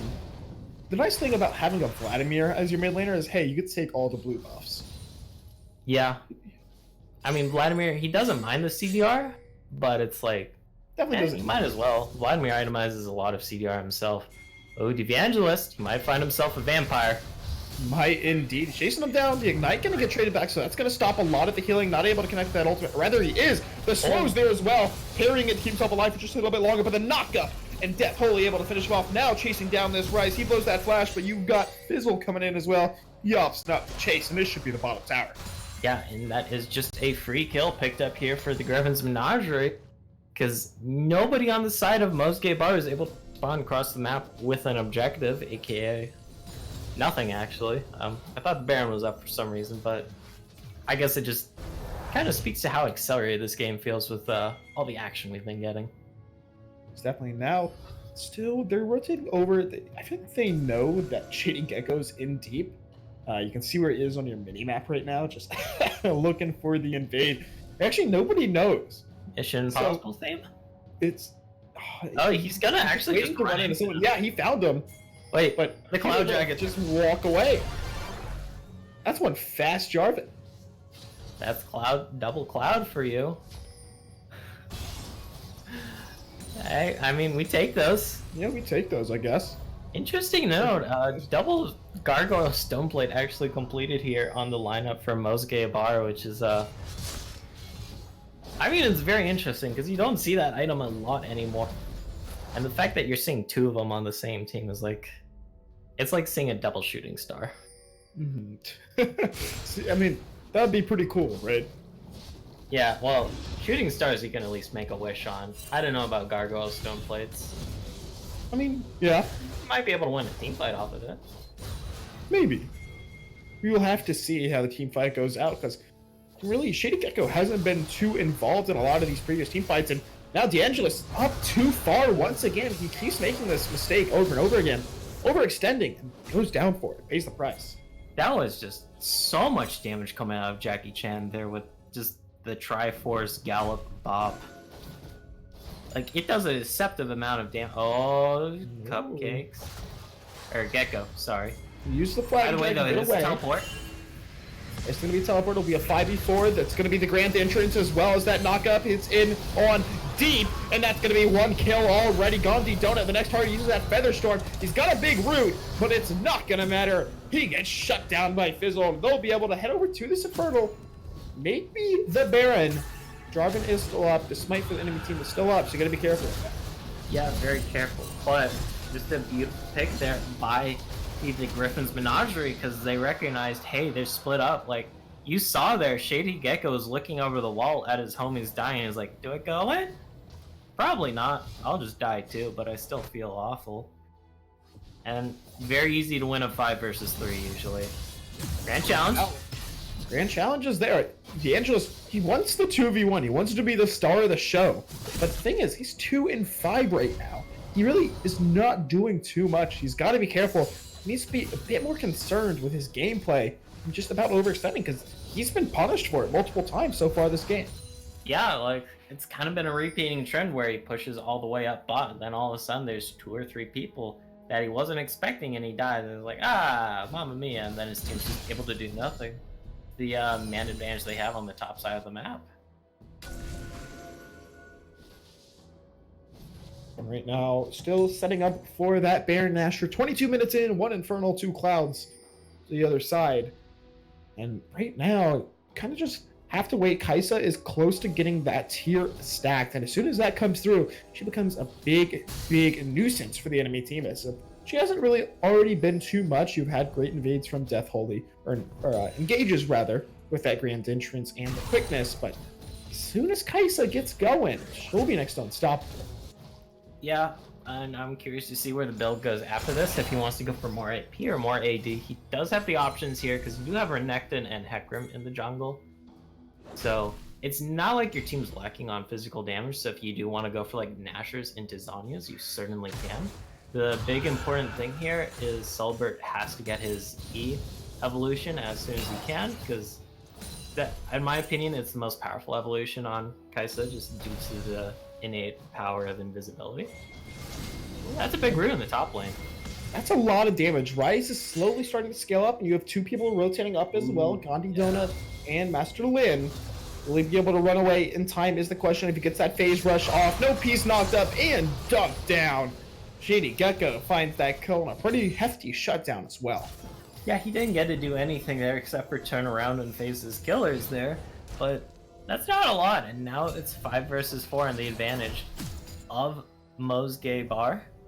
That could have been really dangerous there for Death Holy, but nobody engaged on him, thankfully. Yeah, now you have Fizzle without teleport, so he's down bottom side. The Angelus finishing up that back, and they pick up the top tower as well. Jackie Chan, thankfully for himself, is able to get his buffs before anyone else comes through and take them, but it looks like they started up this Baron Nashor. They want to take it. Teleport not available for Fizzle. This will be no Renekton in the fight. Death Holy on the run. Gotta be careful for that Dredge Line. Baron Nashor loses aggro and re-heals, just looking for a bait, but not gonna find it. Yeah, not gonna find it, thanks to that pesky little blue trinket, but I mean, 15 gold in your favor and getting that kinda nice. It does mean, though, they are gonna have to cede control of the Baron for now, which could give Phoenix Menagerie a chance to just go and clear out the vision there and plant their own. But it doesn't look like that's gonna be the case, and I feel like that is a slight mistake on their part. Yep, and still now fighting over Baron control. You see more vision getting cleared out. Fizzle still without teleport. He's going to be heading down bot side, so it's still an advantage right now to the side of Mosgay Bar with that teleport. You're going to be D'Angelos who can get to the fight, but he missed the fight here. He's got to be very careful, because if he gets those 4 procs of that grand entrance, that Fiora will heal so much. No Executioner's Calling for Fizzle. He doesn't really want to pick it up. There's not too much to do. It's a waste of kind of 800 gold as He's not losing. He's not fighting too many fights. And gotta be careful here, though. Shady Gecko might go down. He goes golden, takes a lot of damage. You got Renekton in the backside. He's doing a lot. Feather Storm right there. That's one kill already. It's gonna be Jackie Chan getting shot down. Going golden is this Vladimir. He's flashing in. He's able to get the kill. The Gandhi donut, a huge triple knockup. But you have Soulbird who isn't able to do anything. He's flashed forward. He is the next to go down. It's a triple kill for Mowgli the Cat. And a quadra kill, rather. 4 kills back to back. And that should be Baron Asher to Mosuke Bar. Yeah, a beautiful team fight coming out from the side of Mosuke Bar there. They just absolutely wiped the floor. It doesn't look like Baron's going to be the call, but still, that tight jungle corridor really messed up the side of Phoenix Menagerie. And we just saw those big roots coming in, and Jackie Chan, he just instantly died. Because he isn't very tanky yet on this Heck Room.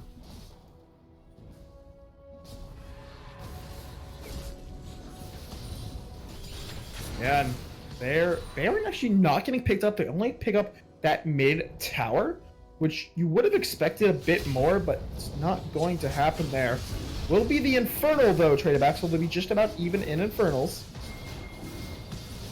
Yep, and that's going to be 3 Elemental Drakes going into the Elder for when that spawns, although we still have 1 more Infernal to go, actually, so it's going to be a lot of extra damage on the board for whichever team picks that up. We'll have to see.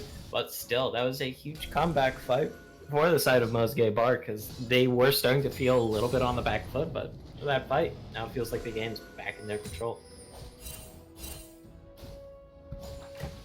But now still gold lead about 3,000 in favor of Mosuke Bar at the moment, and it's really not mattering too much, but it is on the right carries. It's spread between that Xayah and that Wise. We're exactly who you wanted on. Yeah, because we've been seeing how much damage Mowgli the Cat can put out with just all his damage. Like, I don't know how else to describe it. Like, basically you just hear the boom sound, then all of a sudden he's just throwing out everything at you and your entire health bar vaporizes. Mm-hmm. You've got to be careful, but the thing about last fight was they were already down a man and they lost it. There's really no need, because that Baron was not started up just yet. You kind of just got caught out.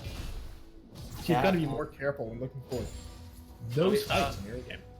Yeah, and I feel like there was some miscommunication there, because after they initially lost the fight, there was kind of a bit of a conga line of everybody else going back in one by one and then dying. Yeah, definitely. Right now, I feel like everybody's kind of just too scared to look for that engage. We see Baron still on the table. It's almost 28 minutes in, and that's all these teams should be fighting over more.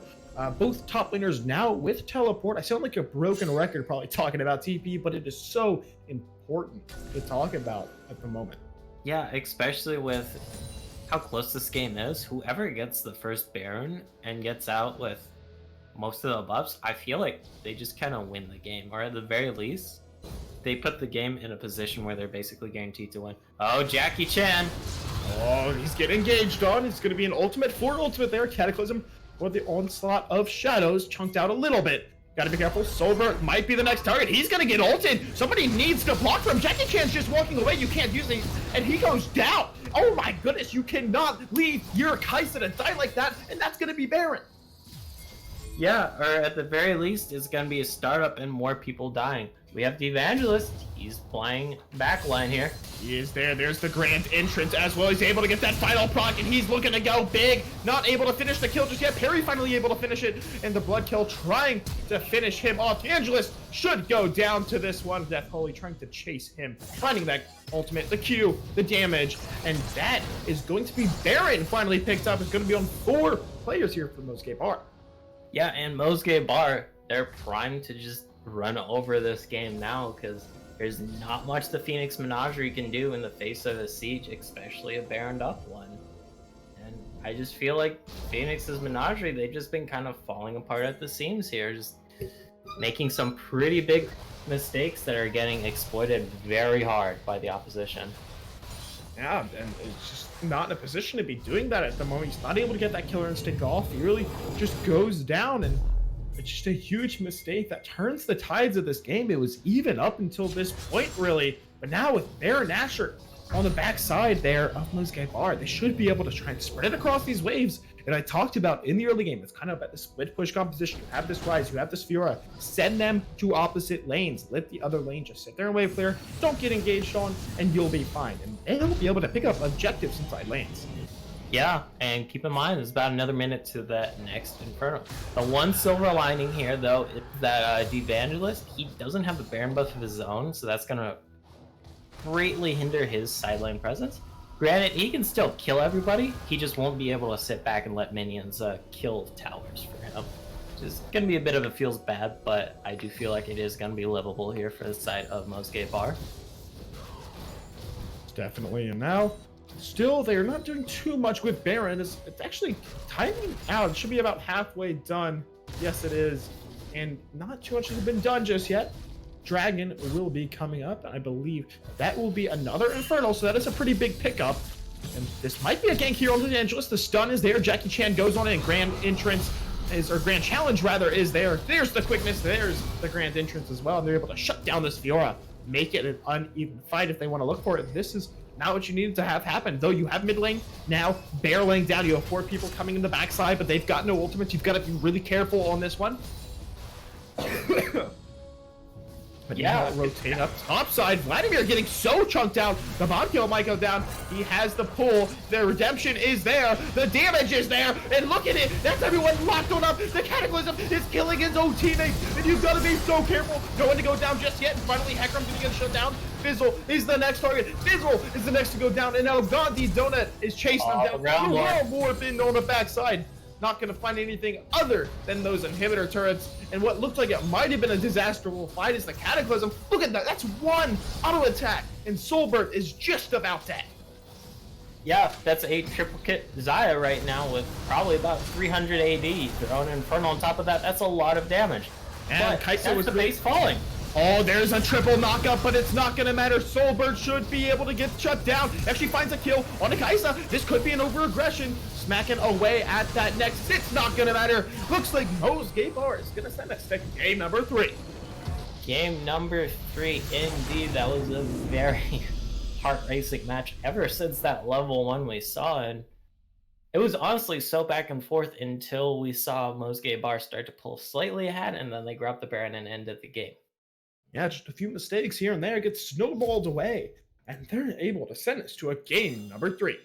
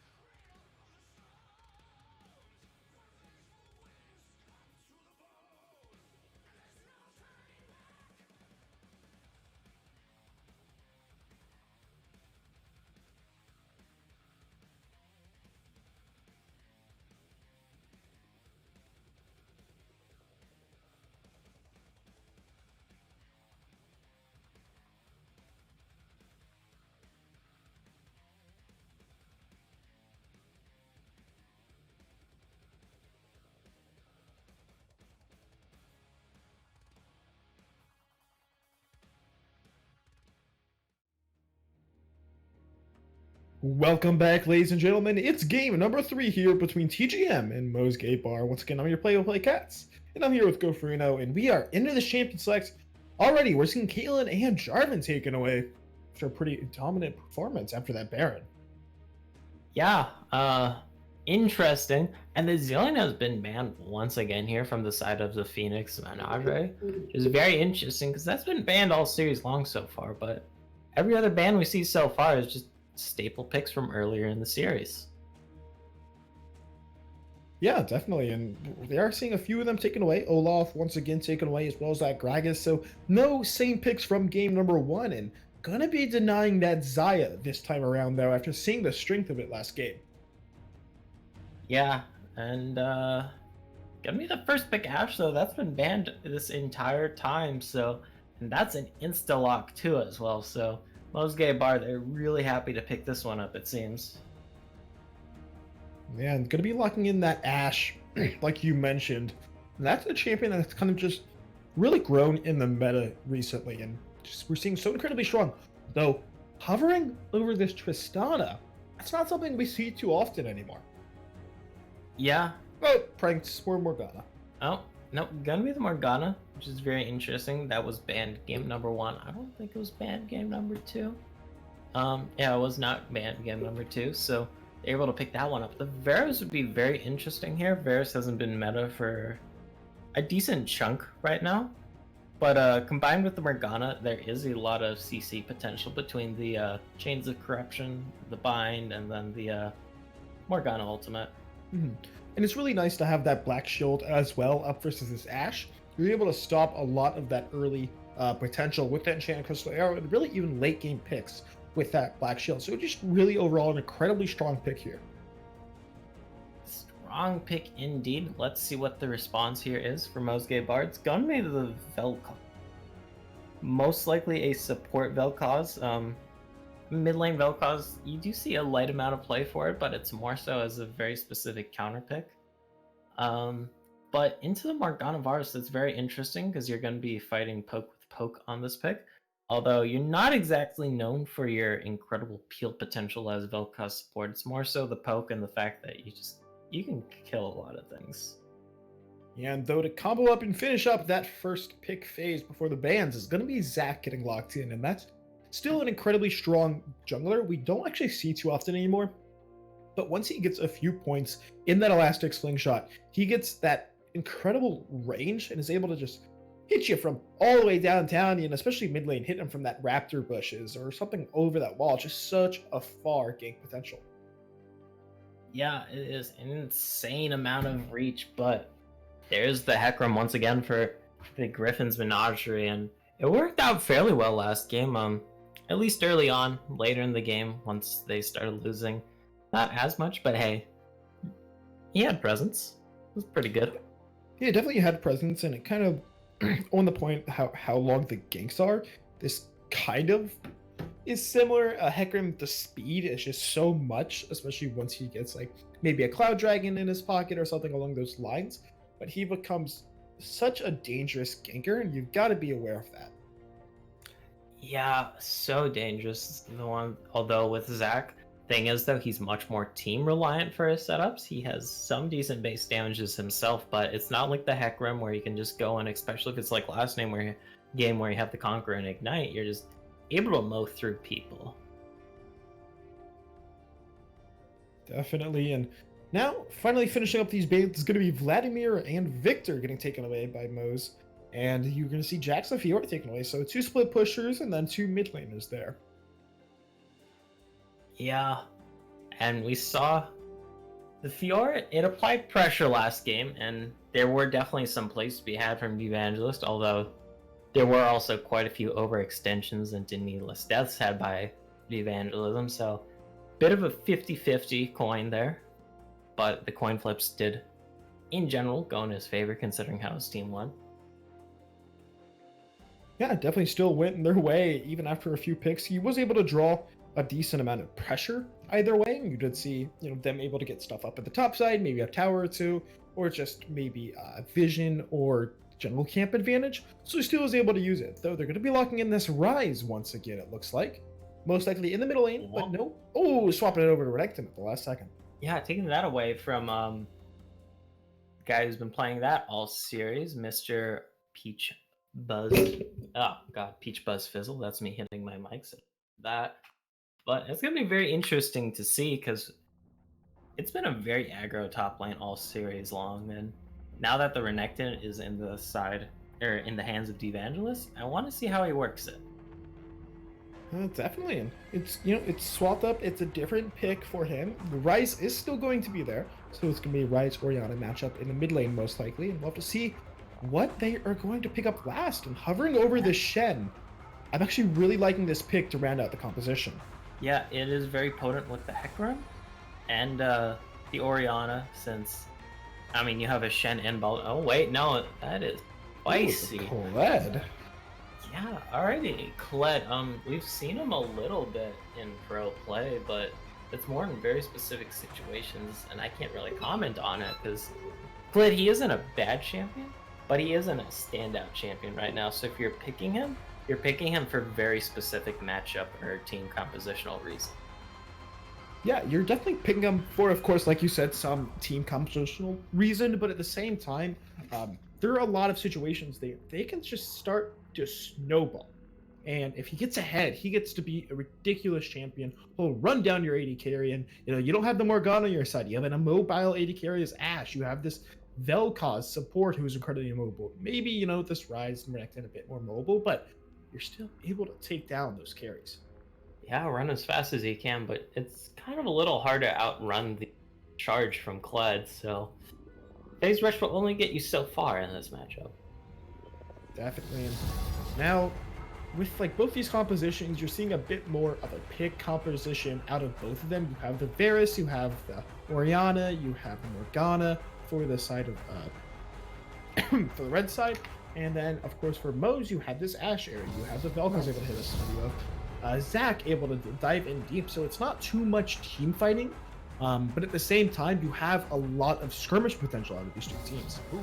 Yeah, and one thing I'm kind of eager to see is the level 1, because so far this entire series, they've been trying to do shenanigans level 1, and we saw last game a big old 2-for-1 in the favor of Gryphon's Menagerie.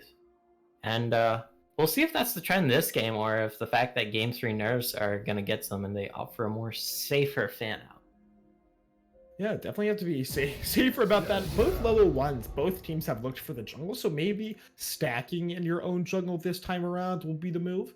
And that's actually how I might expect it to go. Maybe both teams are like, hey, they're going to do it. Let's both stack. And it happens like that, but we will have to see indeed. Yeah, it's been very exciting level 1, so considering how, I mean, so many of the games right now in pro and in these amateur leagues, level 1s are pretty boring. You just see everybody fan out. There might be a little exchange of vision, but nothing too spicy. But then we have this series where everybody's just been trying to kill each other at level 1. Yeah, definitely. Lastly, let's take a look at both of these matchups. So up in the top lane, you've got Renekton up versus Camille. And you know, it's the first time we're going to be seeing Camille this series. Oh, okay. Yeah. Oh. Have a little bit of a dodge in the champ select. A little bit of a dodge indeed. We'll have to see what these technical issues though. So something must happen. But anyways, taking a look at these matchups, you have, of course, this Renekton and Camille up in the top side. Oh, so the problem here is that they don't own Renekton. Huh. I don't know. I don't how you're gonna. He's gonna hop on another account. It looks like, yeah. But huh. But yeah, like you're saying, Renekton is the Kled Camille? Because I haven't seen anything confirmed about that in the lobby. Oh wait. Oh, I'm looking at the wrong pick band. Okay. NA caster. Really Don't mind me. So, anyways, Renekton into Kled, rather.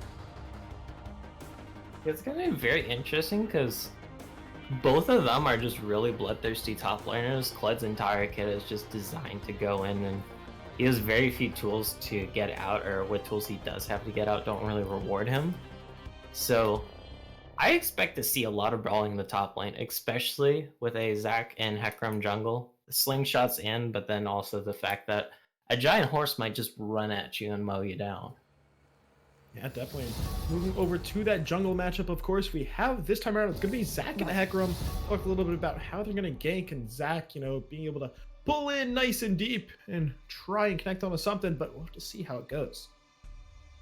Yeah, gonna have to see how it goes indeed, because you don't really know until you finally get in, because it's been a wild one so far, to say the least. Wild one indeed. That's a great way to put it, a wild one. We're in game 3 here. The game kind of just snowballs off that Baron, but let's move on over to that mid lane matchup. It's going to be Rise Up versus Orianna. And first time we're seeing Orianna this series as well. Yeah, Orianna did receive a decently hefty buff to her Shockwave a patch or two ago, which is 50 extra base damage. Level 1 is really noticeable. The extra 0.1 AP ratio too was a nice little cherry on the top. That's going to be like, what, extra 30-ish damage late game before resistances? 30, 50, who knows? But it adds up, and we already know how big the damage from the Shockwave can be, and now that damage is even bigger. Yeah, definitely. Lastly, moving down to the bottom lane, of course, where all the action usually is. It's going to be Ashe and Vel'Koz up versus that Morgana Varus, and that Black Shield is going to be massive in this lane. Yeah, because as a fairly frequent Ashe player myself, playing into Morgana kind of sucks, because you have to get the arrow with a surprise or while her Black Shield's down. As if not, it's very easy to just Black Shield that arrow. On the other hand, though, since you do have the Vel'Koz, and the Black Shield kind of has to be safe for the Enchanted Crystal Arrow, you're free to just go for those little Rift Plasmas all laning phase long, and you land enough of those, you can just kill them outright without the Enchanted Crystal Arrow. Definitely. And with that, we are going to go to a quick break. When we're back, it's going to be game number 3 here. See you shortly.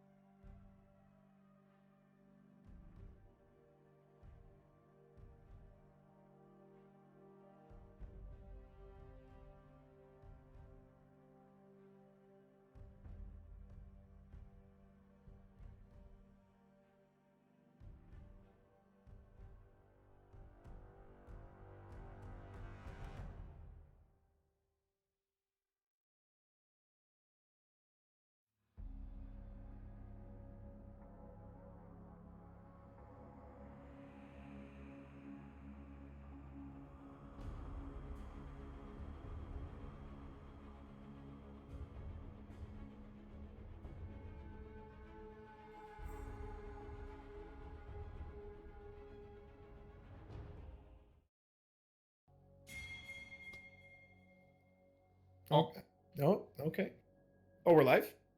Welcome back, ladies and gentlemen. It's game number 3 between TGM and Mo's Gay Bar. Well, game number 3 here, and we're here. How you feeling about this one? they're doing the exact same. This is the exact thing I was worried about in champs, like where they all pansy out and fan out level 1. I know game 3 nerves exist, but I want an exciting cast here. Exciting cast indeed, and not too much going on here in the early game. Yeah, just everybody wiggling around. It's like sizing each other up, eyeing each other up like they're gumballs in a vending machine or something. I don't think I've ever heard that synonym before. Yeah. Oh, 11 gold. Oh, big. Also, big interesting fan. thing to note is Kenny Master Lin on the Vel'Koz, he went Flash, Barrier with Dark Harvest. Like, this man, he's going for carry. Yeah, I respect it. He's got the barrier there, a little bit of extra protection for himself. But the thing is, this Varus can just be so strong, hitting those chains of corruption and kind of just shut him down. That's what I'm expecting him to do. Like, the range on it is incredibly long as well. Yeah, I personally would have expected a cleanse here instead of the barrier. I mean, don't get me wrong, the barrier's not spending damage. It's just like, when there's a bind, a chains of corruption, and a Morgana ultimate, you kind of want to cleanse something probably before the other things start to land, but we'll see how it works out. It's that Dark Harvest that gets me, because usually you see Airy on Vel'Koz support just to really accentuate your poke, but Dark Harvest, it suggests that you're going to be smashing in lane and just getting those procs off. Top lane. Chill. Yeah, if any of the other games in this series were any indication, there's already a lot of trading up here. But they really just love to trade up top side. We've seen it, all series. It's not going to stop. There's some more trading. Yep, they just kind of ram their heads against each other until one of them wins lane. Sounds fun, right? Yeah. If you're on the winning end, I guess. Also, like, if you like brain damage, yeah. I mean, you're probably gonna get a concussion from running into the other guy a ton, so you probably won't notice that. So it's brain damage either way. Yeah. Nice. It might not be permanent, though. Junglers, they might be meeting up here in the river. That's my trap's back. Being engaged. She's not going to connect on it. Dark Lightning not going to connect either. The knockup going to connect on the one, but you've got Jackie Chan coming in. Got to be careful that Zac passive is still available. The barrier was blown. Not going to find anything there. Passive going to be there, and Zac will be able to revive. Not much. Too much getting blown. It's going to be the barrier and the ignite from either side. Yep. Well, technically also the Zac passive. That's a 5-minute cooldown. It does also mean Shady Gecko has to back right now, so gonna give a bit of an EXP advantage to Jackie Chan. He's able to grab that scuttle. Get himself some lobster. He might lick mid here, although... Oh wait, no, he's healed back up to nearly full. Alrighty then. Nearly full and getting that up right now. You gotta be careful though, because in the middle lane you've got Hecarim, but he's not gonna find anything. Well, the cat will be able to just back off. Shinshin though, trained pretty heavily here. He's gotta be careful. He's gonna use that slicing dice to escape. Coming into pretty dangerous territories. Yeah, and for anybody wondering, El Shinshin is technically... Oh, hold that thought. Okay, he is technically Devangelius from the previous series. He just... They might have pulled an Upstream champ select and not owned Renekton on set account, so... It's impressive, honestly. Yeah. 6-0, but... Forget what champs you own. I mean, I guess that kind of happens when you have to go through 5 accounts. No flame, but No flame. No flame. It's Never. kind of hard to remember 6 different accounts worth of champions. D'Angelo might be in trouble there, but you can see these Dark Harvest procs slowly coming in. Kenny Master Wayne gonna get a bit of extra damage for himself. Yep. Just a little bit, getting free procs, although that's a very own Vel'Koz, which is a rare sight to see, because his Plasma Fission costs like 0 mana, and he can continuously spam it out. So that means he's been having to also use a bunch of Tectonic Disruptions and the Void Rifts. Yeah, we did see a few Tectonic Disruptions earlier in this game, around that game, so probably actually 3 or 4. pretty elongated fight, and we're still throwing out abilities even after it. So, bit nice here and early, but it's going to be able to sustain a bit of extra mana and hold on for the time being. Yeah. Other than that, though, general lane priority has been going in the favor. Oh! Dark Binding there. Not going to find feisty. anything. It's going to be a flash for flash. And Elshinja. Oh! Close. Almost. I mean, I think if he pressed the Q, but I'm pretty sure that was on cooldown. Other than that, I think he would have just gotten like an auto in that last half. Oh, the bind lands. I don't think too much will come of this. It's a very Baris. Everyone is right now, and he's actually able to get another Dark Harvest proc out of it, so Kenny Masterland's more than happy with that trade. Yeah, he's currently at 3 Harvest procs, and we're 6 minutes into the game, so that's pretty nice, because that will just only keep scaling up further and further. So the more you can get earlier, the more they're going to hurt later, and of course, the more they hurt later, the more likely you are to get another. Yeah, definitely. You know, it's flawless logic, really. The more you get, the more you get. Mm-hmm. Just like, you know, the American economic system. Yeah, I was about to say capitalism too. Yeah, capital. There you go. Dragon, though, going to be starting up with this Infernal. Should be pretty free. Both bottom lanes had backed. And you have Shady Gecko, who's been soloing it for a little while now. No one really around to contest him. That'll be Infernal for Menagerie Bar. Yeah, free Infernal. You take those if you're on the side of Menagerie Bar. Yeah, we take those all day. All day, every day. Donut might be in trouble. He doesn't have the flash. Yes, he's able to dodge it. Now trying to trade damage back from the Death Holy, but the Bucky is down here. There's a shockwave. For the shockwave, but nothing found just yet.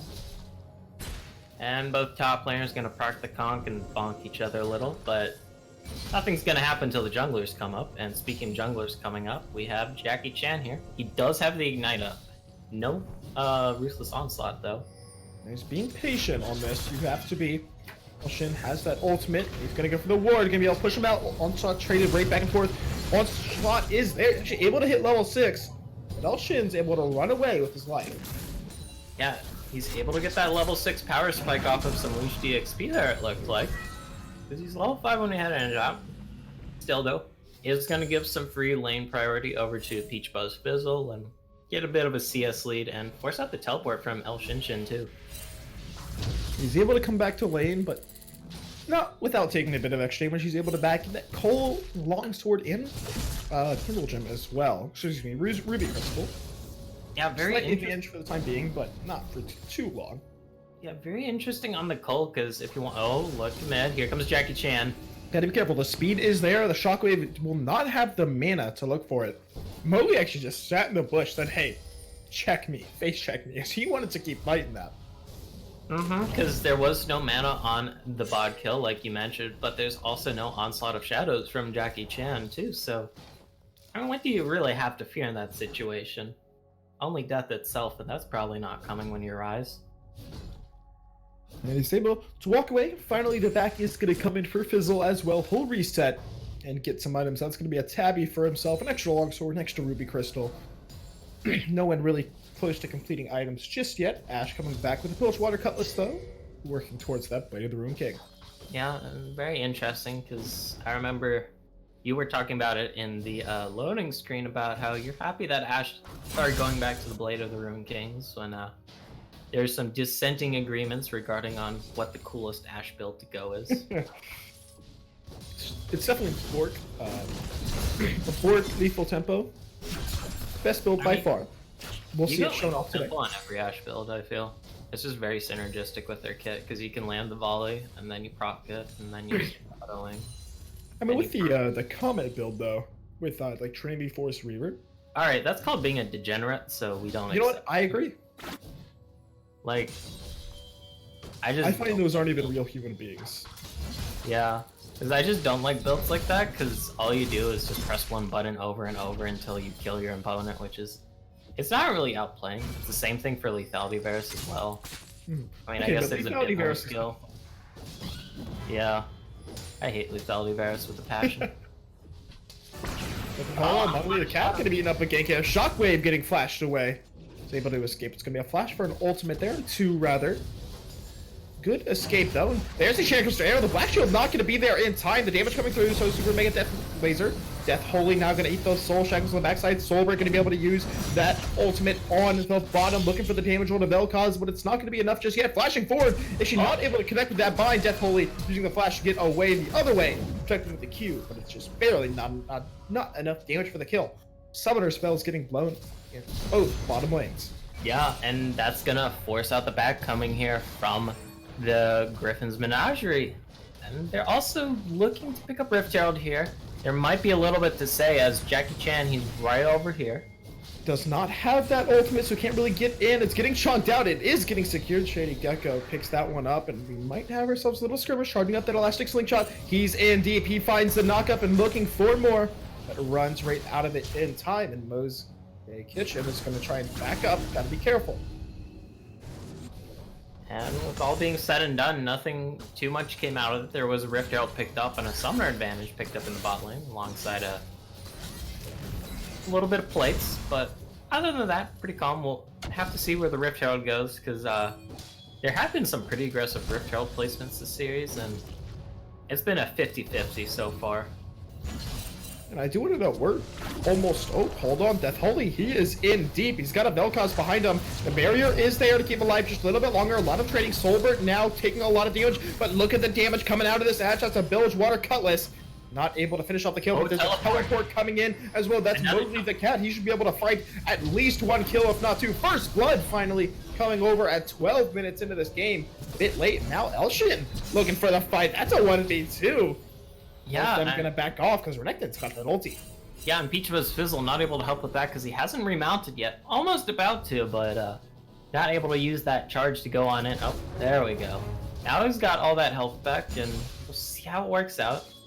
El Shinshin might just take a free back here. We'll see. He's got a lot of options to work with. Either way, though, very good kill picked up in the bot lane here for Mo's Gay Bar. Gonna also let him drop that Rift Herald and just get this first tower since it's already so low. Yeah, and that Rift Herald, not too sure, but hold on, Soulbird's in trouble. Look at that elastic slingshot from down. But here comes the Calvary. Yep, there's the ultimate. You have Morgana on the backside as well. He's going to be able to lock him up with those soul shackles. Gandhi's got nowhere to go. Gandhi goes down. Now the elastic slingshot from Shady Gecko goes across the map. Jackie Chan actually misses the ultimate, and that allows Shady Gecko to get away. Shady Gecko might be getting a little greedy here, but he does have teammates coming. Okay. Thought he'd be inting for a ward there after nearly escaping with his life. That'd be a bit of a no-no.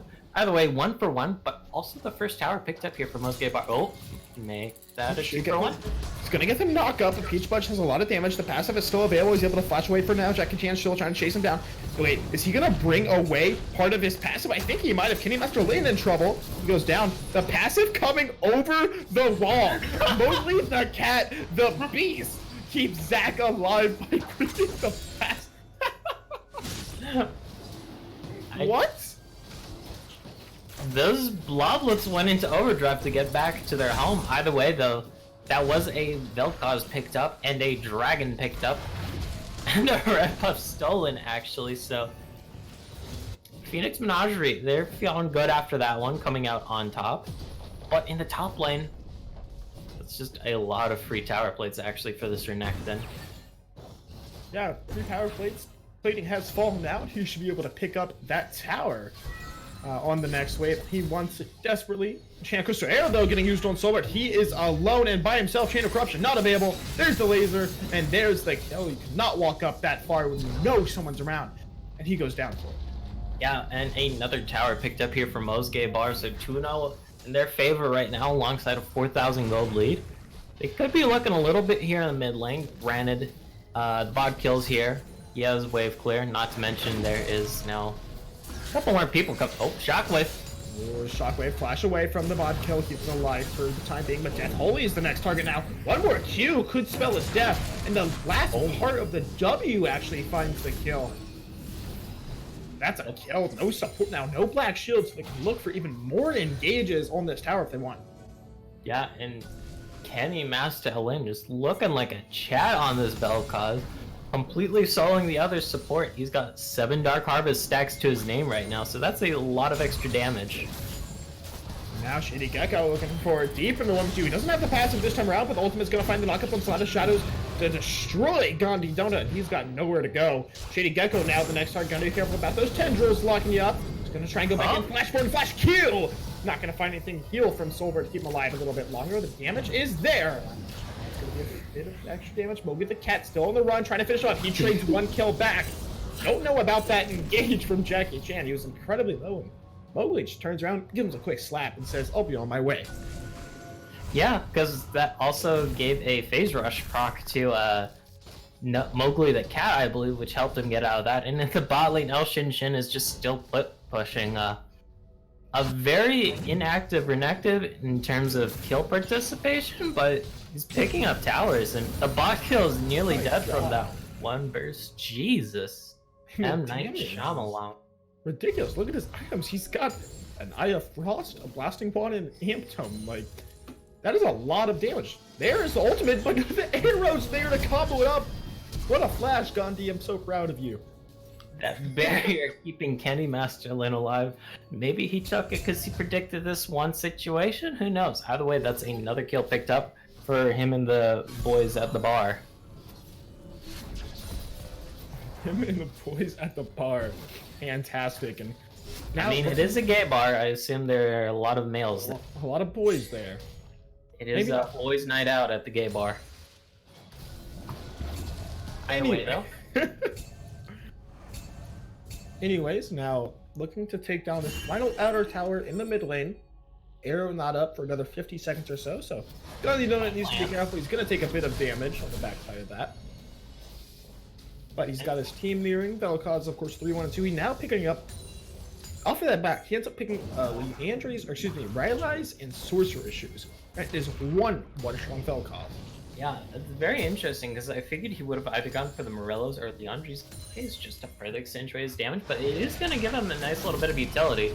Oh, Slingshot coming out. We're going to see how that works out. Instant flash. There's a Realm Warp, though. They're able to look forward. The ultimate going to be there. A bit of extra damage, but it's not going to be enough just yet. Also, a lot of shadows from the backside as well. That's going to be a shutdown on the rise. Now you've got Kled coming through as well. Gandhi Donut not going to find anything. Deathfully over the wall. Gotta be careful. He's going to eat a binding, and that's going to be dead. Double knockup, though. You have El Shin coming in on the backside. This Renekton could be really big. Oh my god, he is shredding through everyone. It's a triple kill for El Shin, and he is proving his dominance so far. He's got a Spear Sojourn. That's his first 3 kills of the game. Yeah, he finally shows up to a fight and gets a triple, and he's going to complete the call just now. Just kind of funny to point out, but hey, really good of it. Oh, are we gonna see more blood? Doesn't look like it. Either way, very high body count in that fight. 3 for 2 in the end, in the favor of Mo's Gay Bar. And my goodness, it's just been a mess of a game so far. And then you have El Shin coming in, he TPs, and he finds a beautiful triple. 3 people comboed up, and he gets an empowered Q off of that. What a fantastic execution by him, able to find that. Peach Buzz might be looking for something, but just messing with him. He knows he can. Yeah, and I just remembered the bear trap on the rope apparently applies grievous wounds. I didn't even know that either. I forgot about that. I mean, I didn't know about it until they were like, we want to buff anti-healing options on Kled and Katarina. And then apparently Kled was just really dumb in the top lane for a while. And then Katarina was just like, well, I already buy Morellos every game. This doesn't really do anything for me. Either way, though, I mean, fun little fact. Yeah, indeed. Now, Ocean on the table would be the first one for Mo. Second for TGM if they're able to pick it up, but so far in the lead is Mo's. And Mowgli up top side, he's got that teleport. And looking to maybe fight this Kled. Bear trap on the rope gets broken. There's 4 people on the top side. That allowed Mo's to pick it up nice and easy, using our realm warp to escape as well. And now moving towards the mid lane. Yeah, able to draw 2 members top lane and get his team a nice little hydration dragon. Everybody gonna be too thirsty anymore. But Oh, the chain lands. It is there. Dark Bind, he comboed up right atop it. Keep him stunned for just a little bit longer. He's trading damage, but it's not going to be enough. Now you got Mowgli trying to put down the damage. One more Q maybe to connect. Not going to be there. Oh, Shitty Gecko on the backside. Slaps him away. And able to find that kill. Now he's in the wall. He can look for an engage over the wall. You got to be careful because you have Elshin there as well. Might be able to use that last slingshot to die, but of course that Holy has that black shield. You don't commit and go back off. Yeah, a 1-for-1 in the end, but the extra tower picked up here by Menagerie Bar, so they're coming out on top, and there's a lot of fear being struck up by this Vel'Koz here. We saw as soon as the disintegration rate came out, Jackie Chan immediately just ults out, doesn't want anything to do with it. But even then, there's still a Zac that comes out on the backside and kills you, which is like, what was it for in the end? What was it for indeed? And now Baron on the table. We're 20 minutes in, and that is going to be the name of the game for the next couple minutes until, of course, that Nasher is off the table. Yep. We'll have to see. Because both teams, they certainly can do it. They don't have like lightning fast take times, but basically almost any team comp with any semblance of decent sustained damage can take Baron at a reasonable pace. Most definitely. Now, looking to do something, clearing out some more Baron vision. On the bottom, or on the top side here is, of course, that support. Now, Sorcerer's Shoes and a Haunting guys as well. So this is actually really one scary Vel'Koz. And I really would not want to be near him by eating any damage from him. Yeah, one thing that might be really memey that Kenny Master Lin could go for if he wanted to is actually the Spooky Ghosts. Because then it just makes landing his combo that much easier. And granted, it certainly won't give you as much damage as the Leandre's. But you know, it might be a funny idea. You might force out a flash with the Ukabuka Ghosts. Oh, arrow! Swinging a mask. Not going to find anything. Side though, Vine lands. He's going to be up a bit too far. He might be able to trade one back. He's looking for one last Q, but it's not going to be there. Onslaught of Shadows, but Jackie Chan is getting called up by Shady Gecko. He's trying to get one last Q in. But a Shockwave gets flashed away from. Beautiful. Mowgli should be able to finish this one off. One more E, and he goes down. And get a last slingshot on the backside. Elshin looking for the solo kill on the other side of the map. Meanwhile, now you got Shady Gecko. Hey, you might be a little alone. That's your Zac. You've got to help him out. He gets shut down into his passive, but he should be able to revive with more than enough HP. Mowgli walks into the Dark Bind, and Zac is back on the map. Yep. Definitely went in a little too far there. Thankfully, he had the mini-me's to help him out. And could we see a Baron here? It's only been the one pickup, and you still have your top laner, but he's going to attract so much attention, and this could just be a free Baron. I think this is 100% just a free Baron heading over to the side of Menagerie Bar. There's not too much they can do. You have Jackie Chan running over there, but he doesn't have Flash. He doesn't have Ghost. He doesn't even have his ultimate to get over the wall, and this should be the pick up. Yeah, we'll have to see. And there we go. That is a free Baron for the side of Menagerie Bar, and that is going to be absolutely massive this game. Now they can look to crack open the base from them. The blue buff's going over to Kenny Master Lin. Interesting. Interesting, but at the same time, I'd love to see the damage graph. I don't know if Rise has a blue buff right now. If he does, I understand it. No, he doesn't. So maybe should have handed it over to Rise. He's such a strong champion. He's 3-1-1. He's got the items he needs to carry his team, but not able to do anything. Yeah, and there's also been a Dark Shield picked up here for Kenny Master Lin, so he wants to be the carry. He wants to be the big boy of his comp, and 3-2-6, he's certainly helped out a lot and is tied for most kills on his team. And they're now sieging down the mid lane tower, looking for anything and everything that they can get. You've got Zac, you've got the Vel'Koz on the right side, but not anything right now. Engaged on. You have this beautiful split push which is happening, but Rice has got to be careful. He's picked up a tower, but he's got two people coming for him. Shockwave is there. He's gonna knock him up. Mowgli goes down with not too much contest really either there either. You gotta be careful as well. Echo might get shut down. That's the chain of corruption connecting. Elshin, though, fighting up top side, looking for whatever he can. Shady Gecko might get shut down. Gandhi Donut is the run. He's actually trying to turn it around. The black shield and more than enough damage to shut him down. Yeah, they're gonna get this bot tower, but I feel like it's a suicide mission. They're gonna lose more members here. The teleport coming out too from Peach Buzz. This is just gonna be an absolute blanket. Elshin wants to turn it around, and he might be able to. Look at how big this Renekton is. He gets one, he gets two, but he's still got 3 people to deal with. Will he be able to do it? The stun in. He's able to dodge away from one, gets another. It's a triple kill. He's chasing down Peach Buzz is the next one to fight, and this Renekton is massive. 6-0-0 with a death stance on the backside. Still trying to finish him off, looking for the quadra kill, and he should be able to find it. He is godlike, this Renekton. What just happened? That is Spear of Sojourn for you on a Renekton who was fed off of his ass. Jesus. That was a 2 versus 5, and it was a 4 for 1 in the favor of Menagerie Bar there. I don't know what else to say. Real play. If I got if I were to ever say that's a highlight. Yeah, that's a highlight and a half there. Either way, though, that he's gonna open up the base here. That is a down.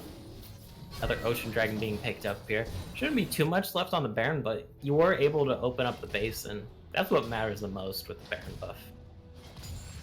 Yep, Baron, though, is going to be timing out here shortly. And they will not have those Nashor minions, but of course they do have that bottom inhibitor broken to pieces. You have those super crashing nice. The blue buff going to be taken by the bot kill right there, so it's going to be denied for anyone else that wanted to get that. Now rotating towards mid lane is Menagerie Bar. Yep, cheeky pick up there, but either way, there's now going to be constant supers in the bot lane. Oh, the arrow connects on to Morgana, and she's got nowhere to go. She goes golden for the time being. Got to be careful for that Shockwave. Trying to move it around, trying to look for anyone to slow there as well. Shockwave going to eat up this Ashe, but she is looking for blood. She's able to find it. The double kill so far for the Vel'Koz. They're now running away. This might have been a little bit too aggressive once again. And Elshin still down bottom side. He wasn't at that fight. He had teleport. I'd love to see him use it towards mid, but not there. Yeah, because Elshin Shin, all he's been doing is pushing in the bot wave, but that's going to auto push. You have supers down there, and you're kind of the super fed member on your team. Oh, the slingshot. But Elshin is in deep. He already finds one. Slingshot gets the knock up as well. Oh, there it is. Now looking for more. That's a tower. That should be another inhibitor. Elshin in deep. Not able to find the stun anyone. He is spell immune. Ultimate is available, and he pops it up, and that is one big victory. He gets stunned up, though, by the Soul Shackles. Peach Buzz taking a lot of damage, almost going down to the QD. He actually does. Yeah. And another kill, another inhibitor. Now they'll head top. That is a lot of damage, actually. And keep in mind, we have the Baron spawning here in just a minute and 15-ish, so 2 inhibs should be down when it spawns, and even if the bot lane one respawns, the mid lane is still going to be down for a decent bit.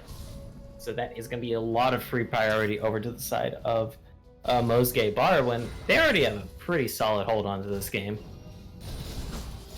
Yep, no Baron, though. Will be spawning here shortly, and I believe, yeah, about 50 seconds it'll be coming up. So maybe set up for this one. Mowgli, of course, has that teleport, so he'll be heading down bottom side. Yep, and should just be pretty clinical here. Wait for the Baron to spawn, have waves pressured, so the Gryphon's Menagerie has to respond to that one. A little bit of vision clearing. Things are pretty calm right now since, I mean, Menagerie Bar, they just want to wait on that Nash to spawn. Yeah, waiting for that Asher. Leave another 20 seconds. Yeah, another 15 seconds or so. It'll come up. Of course, red buff available if Gandhi Donut wants to reset. He's not looking too hot on this Ashe this game. He's played incredibly aggressive. He's kind of been punished for it. He's not. You're not an incredibly vocal AD carry, so you can't be playing that aggressive. He's had good arrows though, and he's able to use that blast gun over the wall and start this Baron. Yep, Baron started right on up. It is going to be popped on down. There's a slingshot on in, and nobody is responding yet from the Gryphon's Menagerie. We're about half health on this Baron, and now they're finally coming, but it might just be too late. This is going to be a one-way trip. He's going to get Black Shield. He's got the availability to go in. They're going to stay off of it for the time being, trying to bait someone in. That's going to be ultimate on the backside as well. Fizzy is going to get stunned up. This Renekton is going in deep. Enchanted Crystal Air connects on to one. It's going to be the jungler, and he is getting knocked on up and shut down. This could be game. This should be game 3. Heading over to Menagerie Park. Oh, Solbert. Another Solbert goes down there as well. Mowgli and the bot kill down on the bottom side. Doesn't matter what they do because that is a 1v5. He doesn't even have the shockwave available. If this Orianna were to hold on, that'd be pretty cool, but I don't think it's gonna happen. Menagerie takes this game and takes the series 2-1. Yep, after losing that game number 1, they come back really strong, especially in this game number 3, and now all the bod kill can do is watch as his base kind of just dies. Maybe he dies baseline, nothing else to do. Down goes the Nexus, and down it goes the series there for TGM. Picks it up, 2-1. Yep, and MVP of the series. Who do you give it to? MVP of the series. I mean, I feel like that's a hard one to give it to, but I would give it to the top winner, El Shin Shin, or can't actually remember his name before. Evangelite, Devangeli something. Evangelical, something like that. Something like that, but I definitely give it to him. He had so much pressure within the entire game, and what a fantastic performance, of course, on the Renekton as well. Yeah, I'm inclined to agree with that. Mowgli the cat also did pretty good. But yeah, that will wrap it up here on the desk for us, though. Thank you all for coming out and watching week 7 of the Dominate Premade.